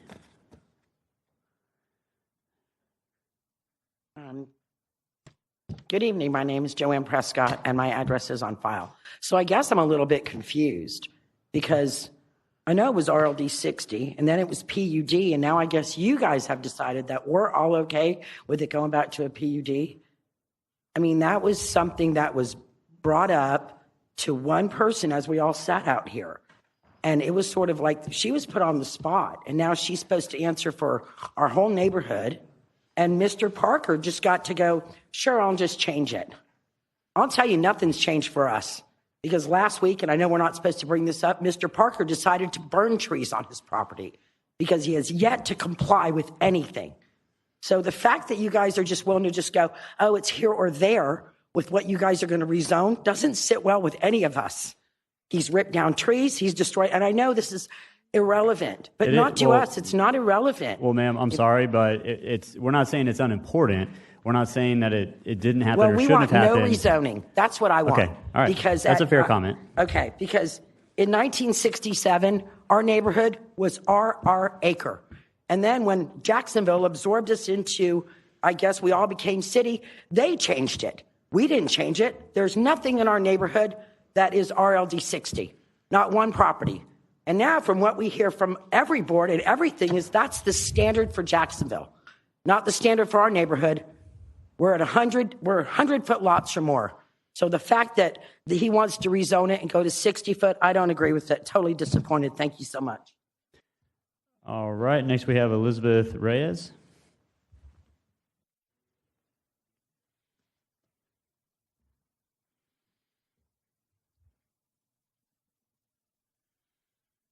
Good evening, Elizabeth Reyes, 6061 Judy Drive. Let's see. From the city's own planning department report dated August 21st, 2025, while the neighborhood to the north of the subject property is zoned RLD 60, the existing lots are much larger than the minimum standard for this district. That's the planning department's own acknowledgement that the project does not fit our neighborhood. Our lots average at 102 front frontages, 14,500 square foot parcels, while the applicant's amended PUD uses a bare minimum of the RLD 60. On his first application, the applicant publicly stated he could not afford on-site built homes, which is why he proposed manufactured housing. Now under the PUD, he says he will build one home at a time and he learns as he goes. Since when do the established neighborhoods have to change their pattern of character because a developer cannot afford to match them? The property already shows a clear pattern of irresponsible development. Unauthorized tree clearing, campers moved in, and the most serious unpermitted diesel-fueled land clearing fire on October 4th, confirmed by JFRD and EQD. The fire was left unattended in the middle of the residential neighborhood surrounded in wooded areas and wetlands. If crews hadn't arrived in time, our neighborhood could have burned. Under Florida Statute 590.12, leaving a fire unattended is a second degree Ma'am, it's the same. misdemeanor. I'm sorry, we can't. I mean, we've already said the rules. This is evidence. No, it's not. Why is it not? It's part of the comprehensive plan. Dylan. We're not trying to. I'm not trying to be difficult. You can pause the time, Stephen. Thank you. Yeah, we can give you back more time. Look, we're not trying to be difficult. We're just trying to set the parameters fairly across every single public hearing we have. But I'm going over the comprehensive plan. I'm speaking of the comprehensive. Well, you were just talking plan. about the fire. Well, I can move forward. Yeah. That's fine. I can move forward. No problem. Yeah, the H2 point. Yes. Point of information, Mr. Chair. The council was going to weigh in on what you just said. Could we hear what he has to say? I'm so sorry to interrupt you, but it might be relevant. Yeah, your point of information is accepted, and we will hear from Office of General Counsel if he would like. Through the chair to the whole committee and the audience. Essentially, the issue here is that the evidence needs to go to the relevant criteria in our code. And so, for instance, whether it's consistent with the comprehensive plan, whether it conflicts with land use regulations, and then potentially legitimate public purposes, like is it is it premature, otherwise creates urban sprawl? Is it a spot zoning? Is it consistent or compatible with adjacent land uses in nearby properties? Would the rezoning impact adverse property be adverse to property values in the area? Will it detract from the character in the area? Those are the types of criteria that we're going to analyze and need facts for. So if there was a fire on the property, I don't see where that fits. I can move forward. Okay, I just wanted to clarify that point. Yeah, she gets it. They get it. Go ahead and add probably like 20 seconds back to her clock. And we're so sorry to interrupt you. We have to do that. We have to set the criteria out there. Yes, ma'am. Go ahead, Ms. Reyes. Policy H 2.12 the 2045 Comprehensive Plan requires the city to encourage responsible development in compliance with land use regulations. Approving a PUD for someone who, with this record, would do the opposite. Under Florida Statute 163.13194, every zoning and PUD must be consistent with the adopted comprehensive plan. Under Jacksonville Code 656125, applicant bears the burden of proving the consistency.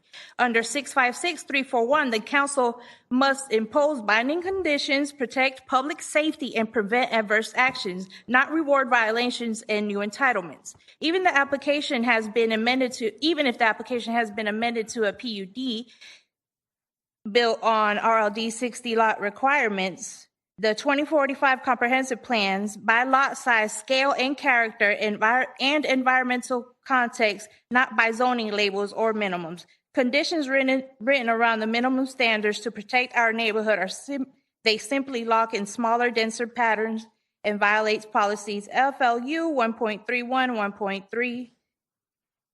And I'll just stop there. We can continue next time. Right. Okay. Thank you. Next, we have Deborah Lowe, followed by Ann Staley.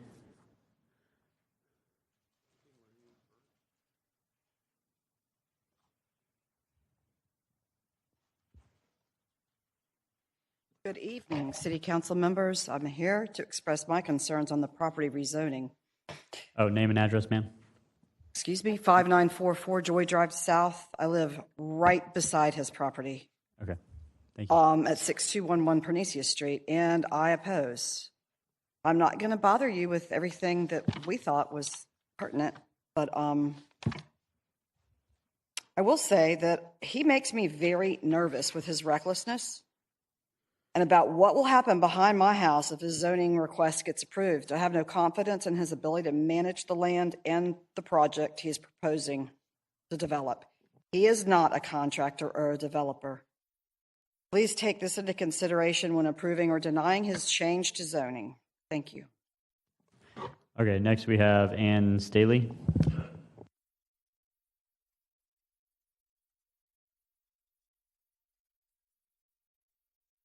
My name is Ann Staley, and my address is on file. And unlike my neighbors that have already spoken, I do think that as the neighborhood, we did agree to change the rezoning to PUD. We agreed. Therefore, I normally would say I wouldn't oppose this. And I wasn't going to oppose it until now. I can't say what I was going to say now because of what you just said, but I do understand that he would like to develop this. I just don't think he is the developer. The irresponsibilityness of his actions don't support it.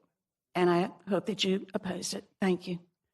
Okay, thank you, ma'am. And the next speaker is Samantha Series, which I believe is no longer here.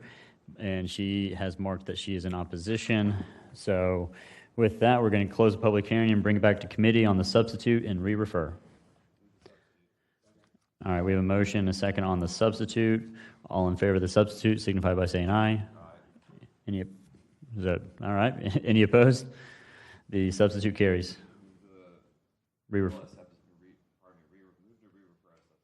All right, we have a motion. Do we have a second? There we go. All right, motion and second on the substitute, on the re-refer substituted. Councilman Johnson, you're recognized. Thank you, Mr. Chair. Through the chair to the Office of General Counsel, does competent substantial evidence, any of the underlying circumstances that were discussed earlier, can they be considered as competent substantial evidence from your understanding of that rule? Through the chair to Councilmember Johnson. The problem I have with that is, although they may be facts, they are not relevant necessarily to the criteria of the code. And so, for instance, what people have to remember is, if it gets rezoned, Jacob Parker could sell it tomorrow, and someone else is stuck with those conditions. So it's not personal to an individual or an applicant. These are going to be the zoning rules on the ground. So whether there was a fire on the property in the past or something else happened, that's just not, in my mind, relevant to the criteria set forth within the ordinance code.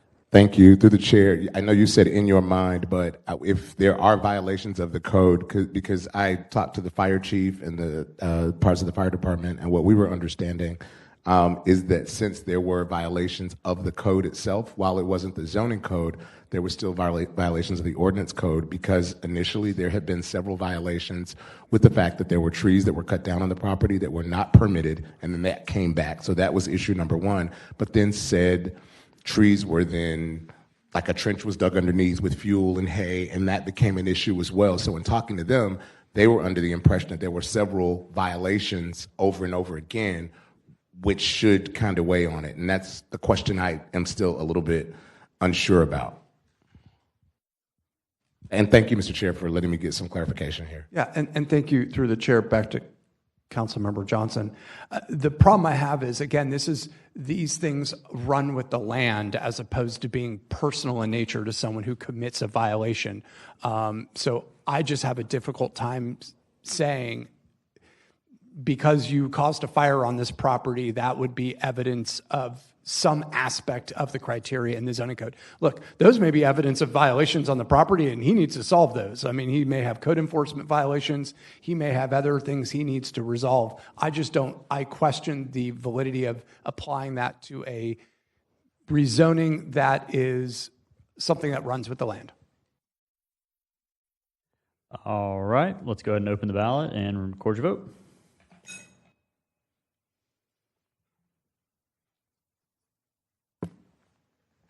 Three yeas, 2 nays. All right, Councilmember Arias, paging Councilmember Arias.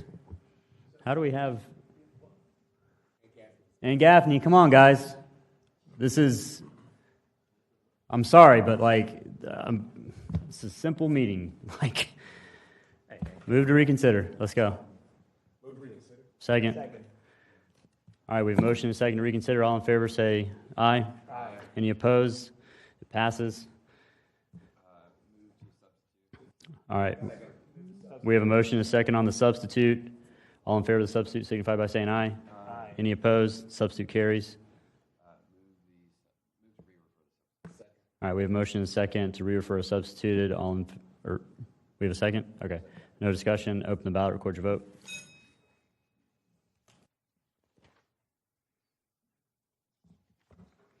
Two yeas, 5 nays. All right. So, fails. What? So it fails? So you have denied substituting the bill. Yeah. Okay. Guys, I'm just going to... Any other motions or any other... Yeah, I'm going to speak because I will just say this. Mr. Parker, although maybe he has done, I'll just say, stupid stuff on his property, he's done everything that we've asked him to do. You guys should not be... That is wrong. That is completely wrong to that person. To not give him the substitute to re-refer this. Why are y'all voting no not to... We asked him to do it. And he came back and did it. Yeah, go ahead. You're recognized. Now, since this is, and I don't mind reconsidering again, and maybe there's other evidence that I don't know, but the competent substantial evidence and the research that I've done, I'm supposed to weigh as a judge all of the things that have to do with this property. What I have done and understood from day one is there have been idiosyncrasies from the first time this was put in, over and over and over again. I personally have had several community meetings where I've called the community in. The community has also talked to the applicant. We've tried to work through it. The community did come back and say, if you do these things, then we will agree to the PUD. The problem is that the developer has continued to go against what was initially agreed to, which is something that I can use from my understanding and talking, not, Mr. Reingold, I know you are under a different belief, but I understand in talking to them that I'm supposed to use all of the information that I've been given based in legal fact to come up with the competent substantial evidence to make the decision. So that's why I voted no for it. And even if it comes back as a PUD, I would still be looking at that competent substantial evidence with which to make the decision. Now, if there's something else that I am not considering, someone from the general counsel's office, I'll certainly entertain and listen to it. But at this point, I do believe that this was the right decision to be made at this time. Councilmember Arias, you're recognized. Thank you, Chair. I'm just going to tell you why I voted no. I never asked him to come back and do this. I actually said it multiple times on multiple occasions when we voted on this multiple times. I don't support this project. The fact that he said tonight that all he's doing is changing it to a PUD, but it's still keeping the same site plan, it goes back to my point. I don't want this. I'm not going to support a substitute. I'm not going to support this project. So I'm just going to vote no across the board. I don't want this in Councilmember Johnson's district, period. Okay, so that's where we are. Go ahead, Mr. Reingold. To the chair, you could either open and continue this. You could open it and say, staff, give a staff report on the RLD 60, and let's go do the RLD 60. Why? Well, because that was what we've denied is the ability for him to shift it to a PUD. Okay, so which leaves us in the posture of we have the RLD 60 application in front of us. Staff hasn't given a report today on RLD 60. If we're going to vote it up or down on RLD 60 tonight, I would welcome staff to give their report and any additional comments about RLD 60. I'm giving out ideas on how to move forward with this. Or you could open and continue it to another date. I defer to the chair. Okay, let's hear the staff report again for RLD 60. Same staff report. We've already heard it. It's the same staff report. Why we don't need to hear it again? She's already read it though. We've already heard it. We're gonna vote. We're gonna take a motion on the amendment to deny ordinance 2025-515 because that's what was basically just done. So. Can we take a motion on that amendment? To the chair, I would at least recommend that maybe we open up the public hearing for Mr. Parker to explain his position on RLD 60. No. We're not going to do that. There's no need. We've already heard it. It's the same argument. It's PUD, RLD 60. It's the same. So we need a motion, and we had a motion by Mr. Arias, and we had a second by Mr. Diamond to deny. So with that, this is changing the posture of the bill. So yay on the amendment means you want to change it to deny, and then we will open the ballot. So all in favor of the amendment to deny signify by saying aye. Any opposed? The amendment carries. Motion and second on the bill as amended. So now voting yes will mean down. Open the ballot, record your vote.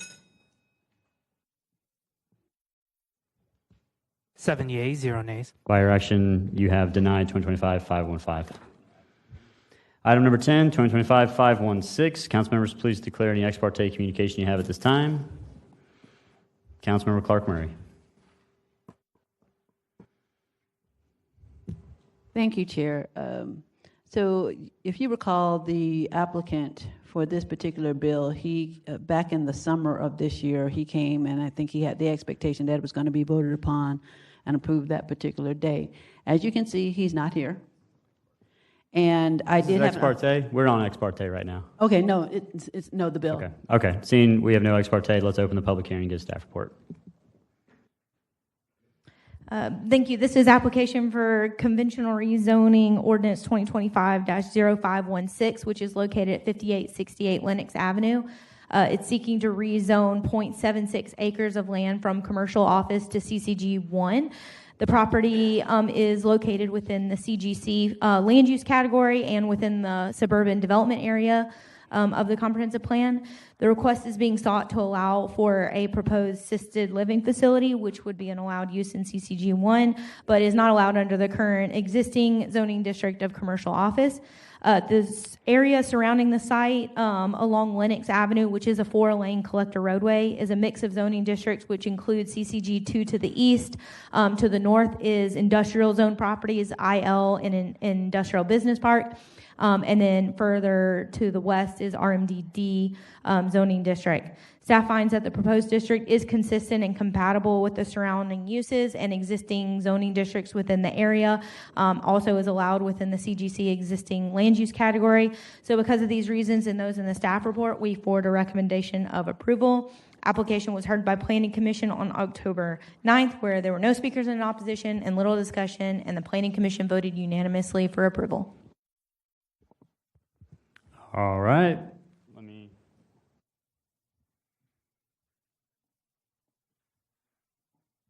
All right, we have no speaker cards. Ms. Clark-Murray, go ahead. All right, thank you, Chair. So as I was saying, this particular applicant, first of all, he's not here. Yeah, we're going to defer. Which is not a great thing tonight because he should be here because you're voting on it.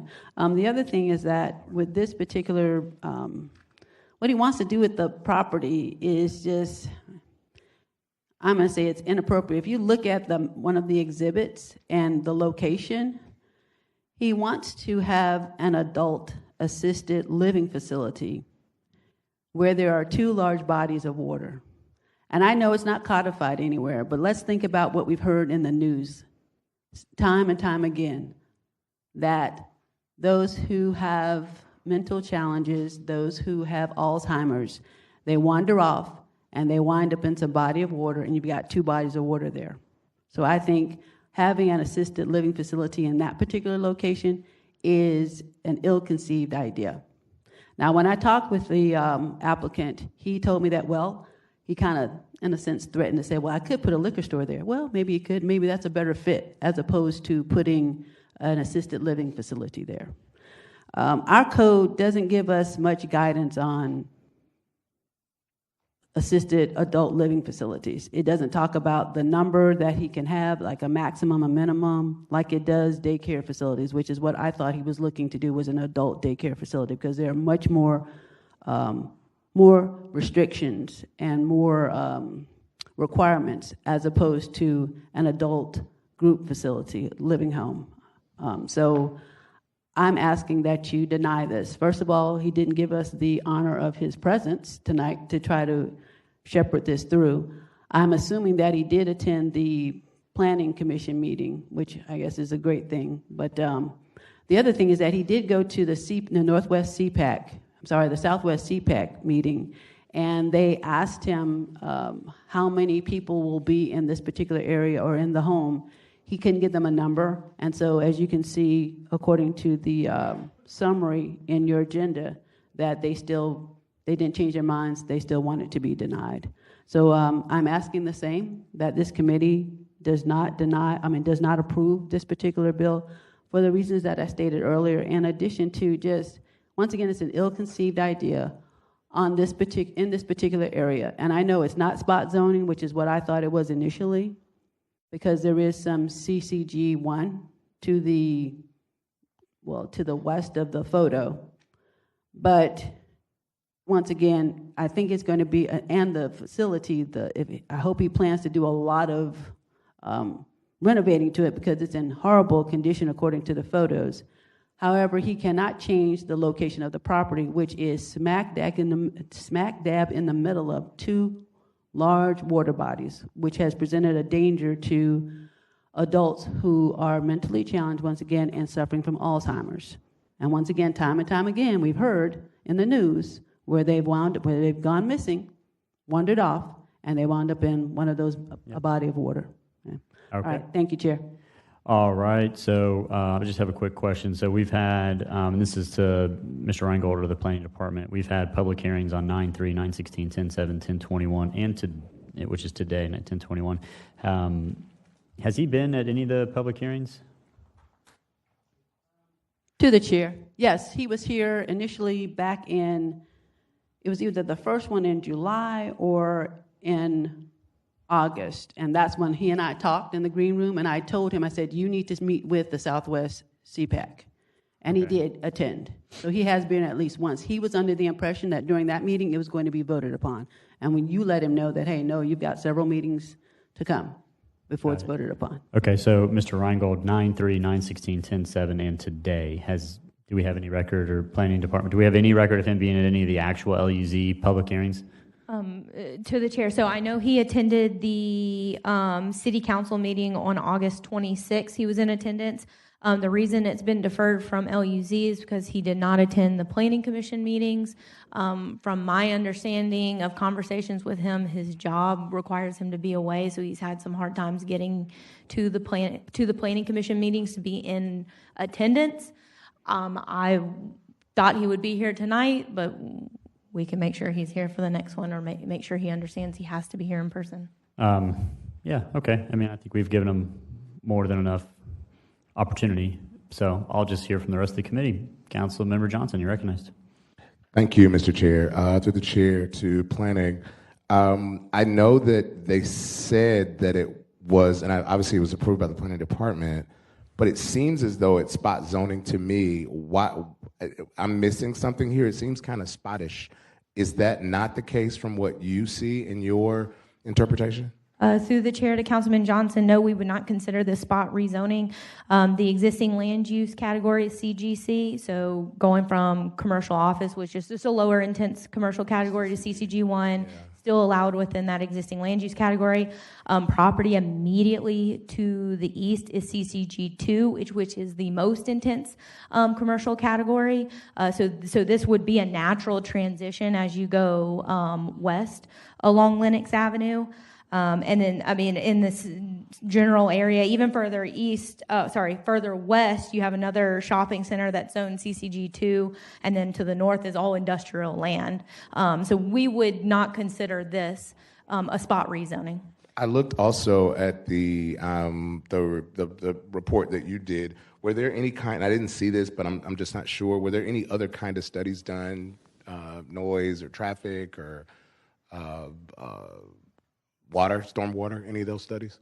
Through the chair. So again, we have transportation look at it. Lenox Avenue has capacity along its roadway. It's a collector roadway, 4-lane. They have to submit a JEA availability letter, which shows that there's utilities there within the area. And so through all of that, even looking at, while they propose an assisted living facility, we still have to look at the zoning district itself and all the allowed uses within the zoning category of CCG1, and we find that that zoning district is appropriate for that given area. And that's, with all of that, is the reason why we forwarded a recommendation of approval. Thank you, Ms. Abney. Thank you, Mr. Chair. Councilmember Diamond, you're recognized. Thank you, Mr. Chair. I'm not entirely sure why we're having this discussion. I mean, let's either defer it or vote it down. I mean, we need these kind of facilities, so I'd like to give the guy another shot to get here and make his case one way or the other, but we just can't keep doing this. This doesn't make any sense to me. Right. So I'm here to support whatever the chair wants to do. Okay. So we've had...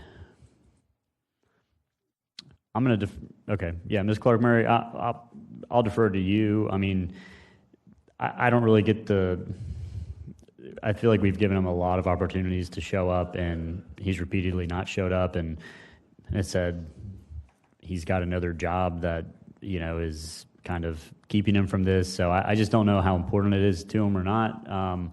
So, you know, I'm willing to defer it if you're okay with that. I'm also willing to take the vote tonight, and it would probably just go down. So up to you.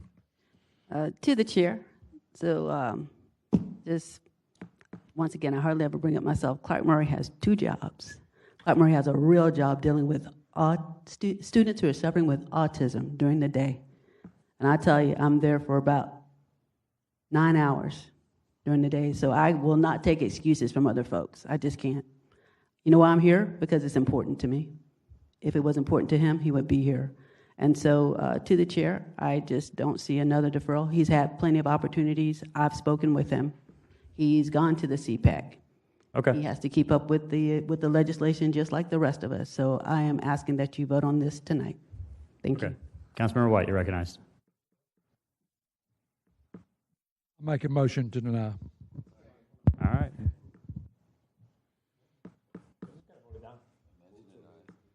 We have a, Mr. Reingold, is there something? We have a motion on the table to amend to deny. Okay, I just want to clarify that was the motion. All right, all in favor of the amendment signify by saying aye. Any opposed? The amendment carries. Yeah, we're ready. I've got.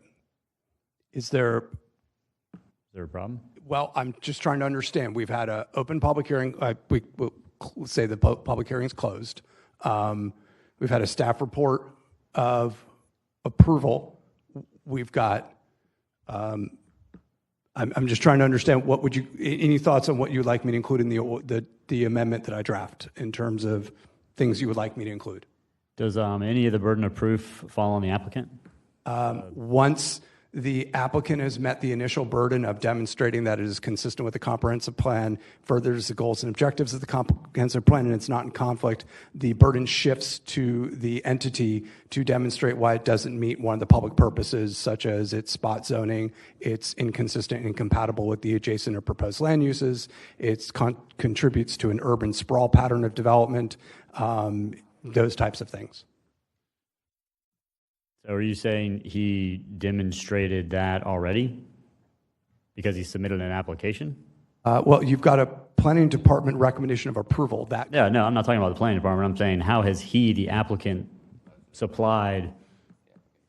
Okay, so that he submitted the application, and then they looked at it. That falls on him. Okay, well, I heard spot zoning from Councilmember Johnson, and we heard from Councilmember Clark Murray. So I think that's. We'll go back and look at the meeting minutes, and if something comes up, that'll be what we have. So open the ballot, record your vote. Yep.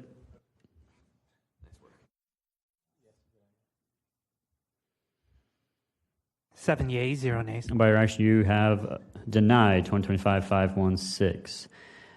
All right, item number 11, 2025-592. Open the public hearing.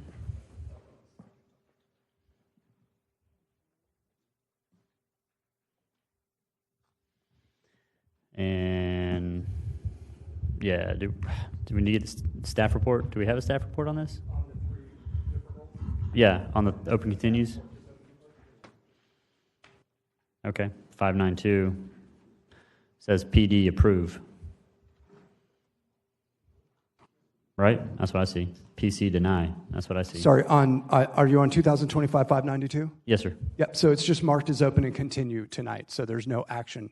Okay. So we do have if we have public hearing speakers, they can speak, but no staff report. No staff report? Okay. So first speaker we have is Sis Van Cleve Miller, followed by Rhonda Scott. Okay.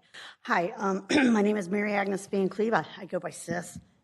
Thank you for letting me address this. My address is 7125 Garden Street.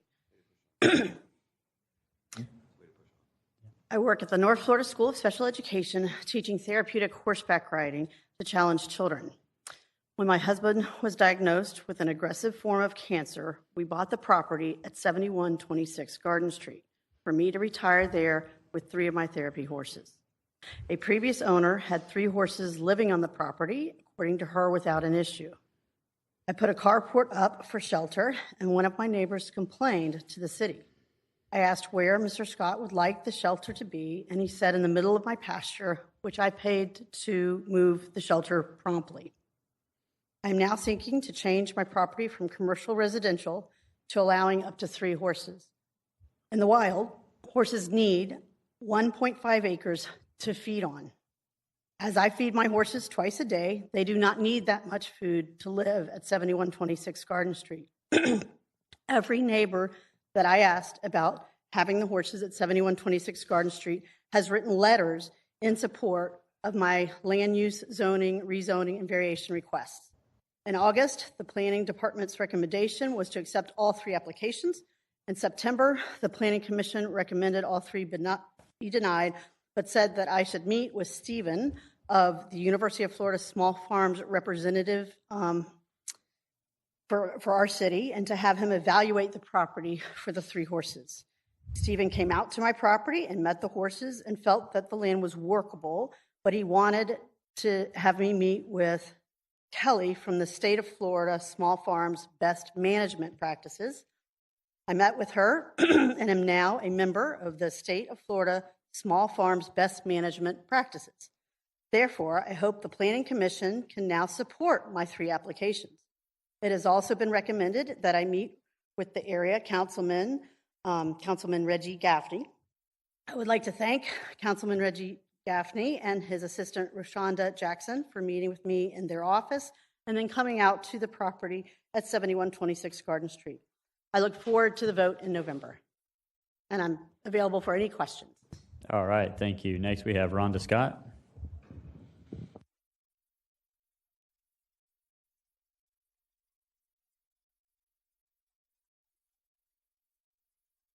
I'm Rhonda Scott. My address is 7100 Garden Street, and I live right next door to the subject property. The subject property is already being used illegally prior to the approval of any use, special use, or zoning relief. Granting this bill would effectively reward a code violation, creating a dangerous precedent where property owners may disregard zoning laws, establish prohibited uses, and later seek to legalize them. Although the municipal code was given permission by the Planning Department, such action undermines the credibility of the city's zoning enforcement process and compromises public confidence in the fairness of the code compliance. As the applicant indicated, horses being there prior to, in the past, we were unaware, since I live right next door, we were unaware of the property codes at that particular time. If that had happened previously, we would have reported it as we are right now. Okay, the intensity of the proposed use is incompatible with surrounding single-family residences, and approval would represent an over-intensification of use inconsistent with the city's comprehensive plan. The applicant also maintains property directly across the street, approximately 5 acres, which is already zoned appropriately. The existence of this alternative demonstrates that the current request is unnecessary to enjoy reasonable use of the property. Approval of this request would invite similar petitions from other small lot property owners seeking to introduce agricultural uses into residential areas. This is inconsistent with the city's stated goal of preserving community health, safety, and welfare. Thank you. All right, we have no other speaker cards, so with that, we will continue this public hearing until 11/4/25. Item number 12, 2025-593, we will open the public hearing, and we have same speakers. Ms. Scott, did you want to speak again? Yes. Oh, okay. Come on down. Okay, I'm also against the ordinance 0593 permitting horses on the property. My property contains a natural creek that flows directly between and through my neighbor's yard, and sometimes it overflows due to the rain. So I receive sometimes water on my property. There is a substantial concern that the runoff contains animal waste, urine, bedding, and chemical residues that will enter this creek. And this runoff poses a risk of bacterial contamination such as E. coli, increased nutrient loading, and ruin of downstream ecosystems. Sometimes the flood-prone soils and existing slope conditions will likely make things worse, making the environmental impacts both foreseeable and preventable. Also, with horses on the particular property, manure accumulation produces strong odors, attracts horse flies and mosquitoes, and prevents an ongoing health and sanitation concern. These nuisances would directly affect us. We have expressed fear of deteriorating outdoor air quality and loss of peaceful enjoyment of our own property. Additionally, noise and visual blight from animal pens and waste piles reduce the neighborhood character and also the property value. Given that the property also contains a residence that's 1,100 square feet, covering in other structures, there'd be very little ground for safe sanitary animal use. Also, horses compact soil and destroy vegetation, especially on small lots. Without sufficient ground cover, rain events can cause soil erosion, situation of the creek, and destabilization of the embankment. These effects are cumulative and will worsen over time, increasing maintenance costs for neighboring properties and potential liability for the city if the downstream flooding occurs. As I mentioned before, the applicant already has property across the street that is zoned rural, and she already has horses on that particular property. So this would raise a reasonable question. Why not consolidate the additional horses on the existing site rather than expanding animal use into a separate residential lot? Even if the conditional approval was granted, ongoing enforcement would be impractical. Once established, such uses are difficult to regulate and may expand beyond what is legally permitted. The cumulative result would be a piecemeal of erosion of residential zoning. All right, thank you, ma'am. We have no other speaker cards, so this public hearing is going to be continued until 11/4/25. Item number 13, 2025-594, open the public hearing. We have one speaker card, Ms. Rhonda Scott. All right, I am also opposed to 0594, which is to decrease the 1.5 acres to 0.99 for horses. Or according to the zoning code on chapter 656, section 656-401A, horses and ponies are kept for private riding use only, and the minimum lot size should be not less than 1.5 acre. As of now, there are 2 to 3 horses on this particular acre, and they occupy less than half an acre because her total property amount is 0.99. And as I mentioned before, most jurisdictions require at least 1 acre per horse, plus additional space for pasture, waste management, and setbacks. Keeping 1, 2, or 3 horses on less than 1 acre of land is incompatible with nearby residential use.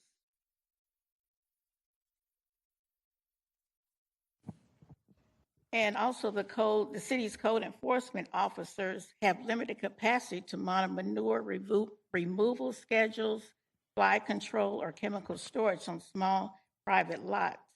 Once established, these uses are difficult to regulate and may expand beyond what is legally permitted. This erodes the public trust and increases the city's long-term enforcement burden.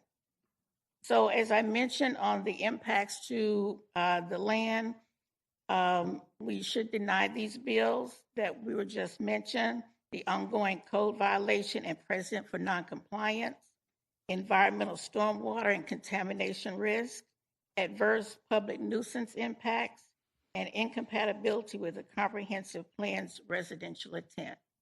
Thank you so much. All right, thank you. What? This public hearing is continued until 11/4/25. Item number 14, 2025-623. Let's open the public hearing and get staff report. Thank you. Ordinance 2025-623 is for a small-scale land use amendment of .45 of an acre located at 425 and 431 Stockton Street between Lewis Street and Edison Avenue. The applicant is seeking a land use change from medium-density residential, MDR, to community general commercial, CGC, within the urban priority area, and they have also filed a companion PUD. Stockton and Edison are classified as collector roads, and Lewis Street is a local road. The site has access to centralized water and sewer, as well as mass transit. The site is approximately 200 feet north of the intersection of Stockton and Edison Avenue. Edison is a commercial corridor at this location, and the proposed land use amendment would provide a logical extension of the abutting CGC uses along the Edison Avenue corridor. The site abuts a church to the north, single-family properties to the east, a restaurant to the south, with an office and single-family properties across Stockton Street to the west. The office use across Stockton Street and on the north side of Orion Street is currently designated as residential professional institutional, RPI, which is a commercial category. Given the balanced mix of uses surrounding the subject site, the roadway classification as a collector, and the availability of full urban services, the proposed land use amendment to CGC offers a compatible land use with an efficient urban service delivery system to service future growth needs. For these reasons, and as outlined in the staff report, the Planning Department recommends approval. This item was heard at the Planning Commission's October 9th meeting. The item was recommended for approval unanimously with a vote of 7-0 with no discussion. Thank you. All right, with that, we have one speaker card. Samantha Series does not wish to speak, is in opposition. Is the applicant here? Mr. Yep, okay. Do you wish to speak or no? No? Questions only? Okay. All right, let's close the public hearing and bring it back to committee. Move the bill. All right, we have a motion and a second on the bill. Seeing no speakers in the queue, let's go ahead and open the ballot. Record your vote.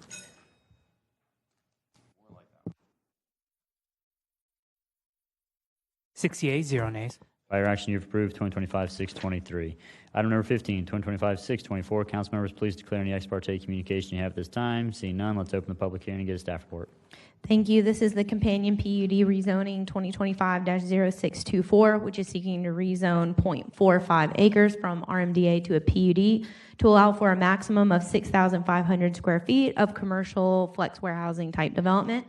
The subject property is located along Stockton Street, which is just north of Edison Avenue.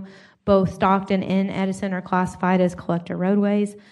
This section of Stockton is developed with a mix of uses ranging from residential, commercial, and then industrial type uses, where the surrounding properties are primarily zoned CCG2.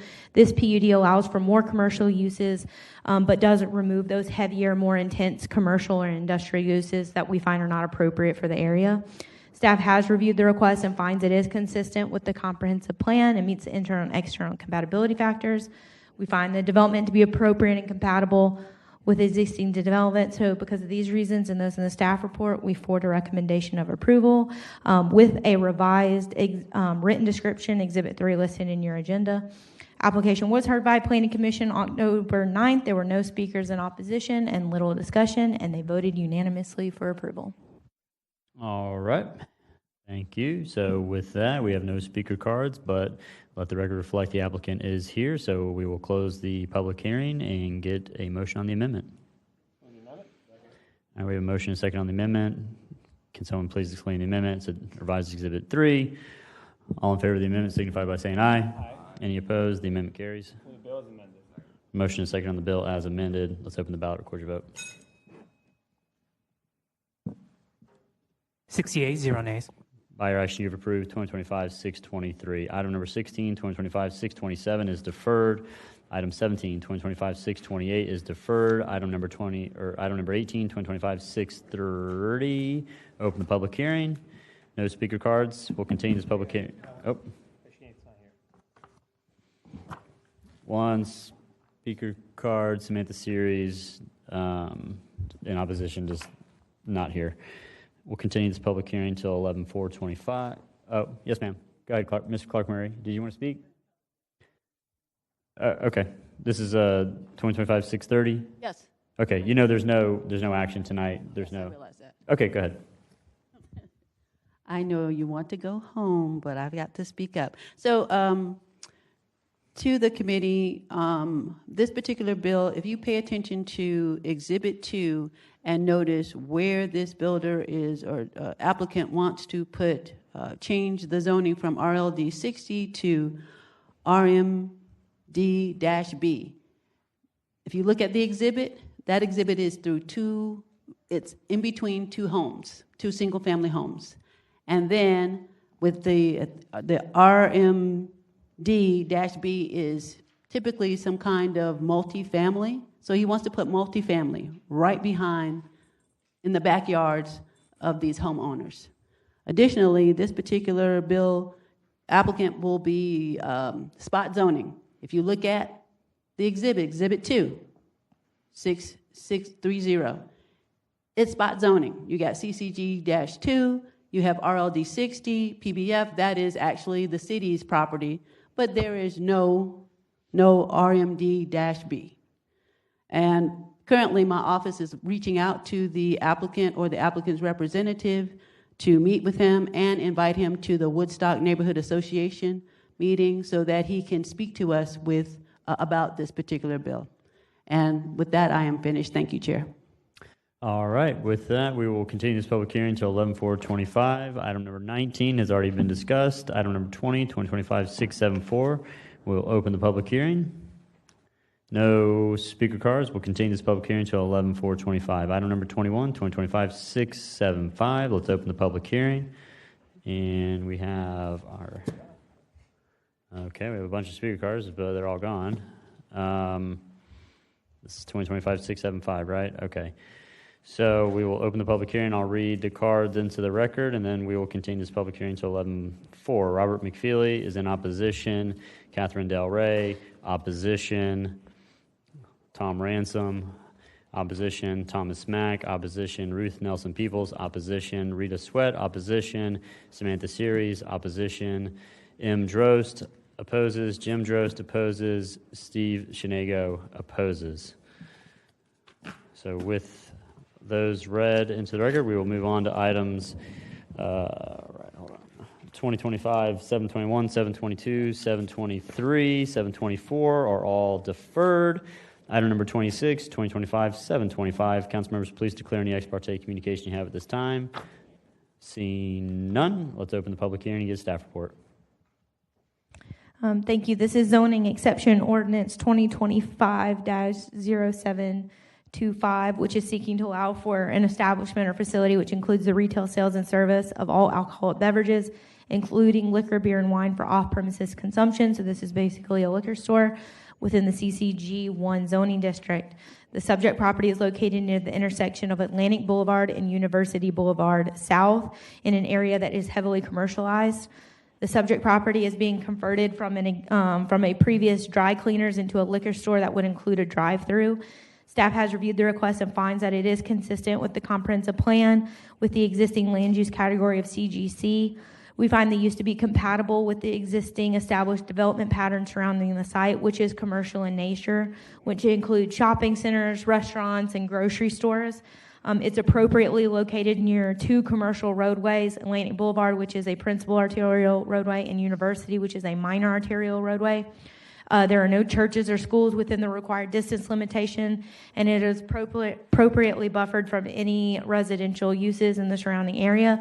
So because of these reasons and those given in the staff report, we forward a recommendation of approval. Okay, thank you so much. We have one speaker card, the applicant, Mr. Stephen Matthew Richardson. Come on down. Okay, otherwise you. Okay, questions only. Let's go ahead and close the public hearing and bring it back to committee. All right, we have a motion and a second on the bill. We have no one in the queue. Let's open the ballot. Record your vote.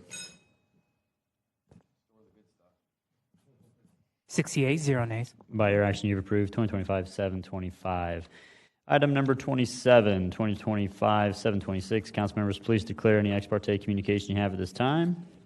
Seeing none, let's open the public hearing and get staff report. Thank you. This is sign waiver ordinance 2025-0726 for property located at 1233 Lane Avenue, which is seeking to reduce the minimum setback for 2 signs from 10 feet to 1 foot, and then also to reduce the minimum distance between 2 signs located on one property from 200 feet to 79 feet.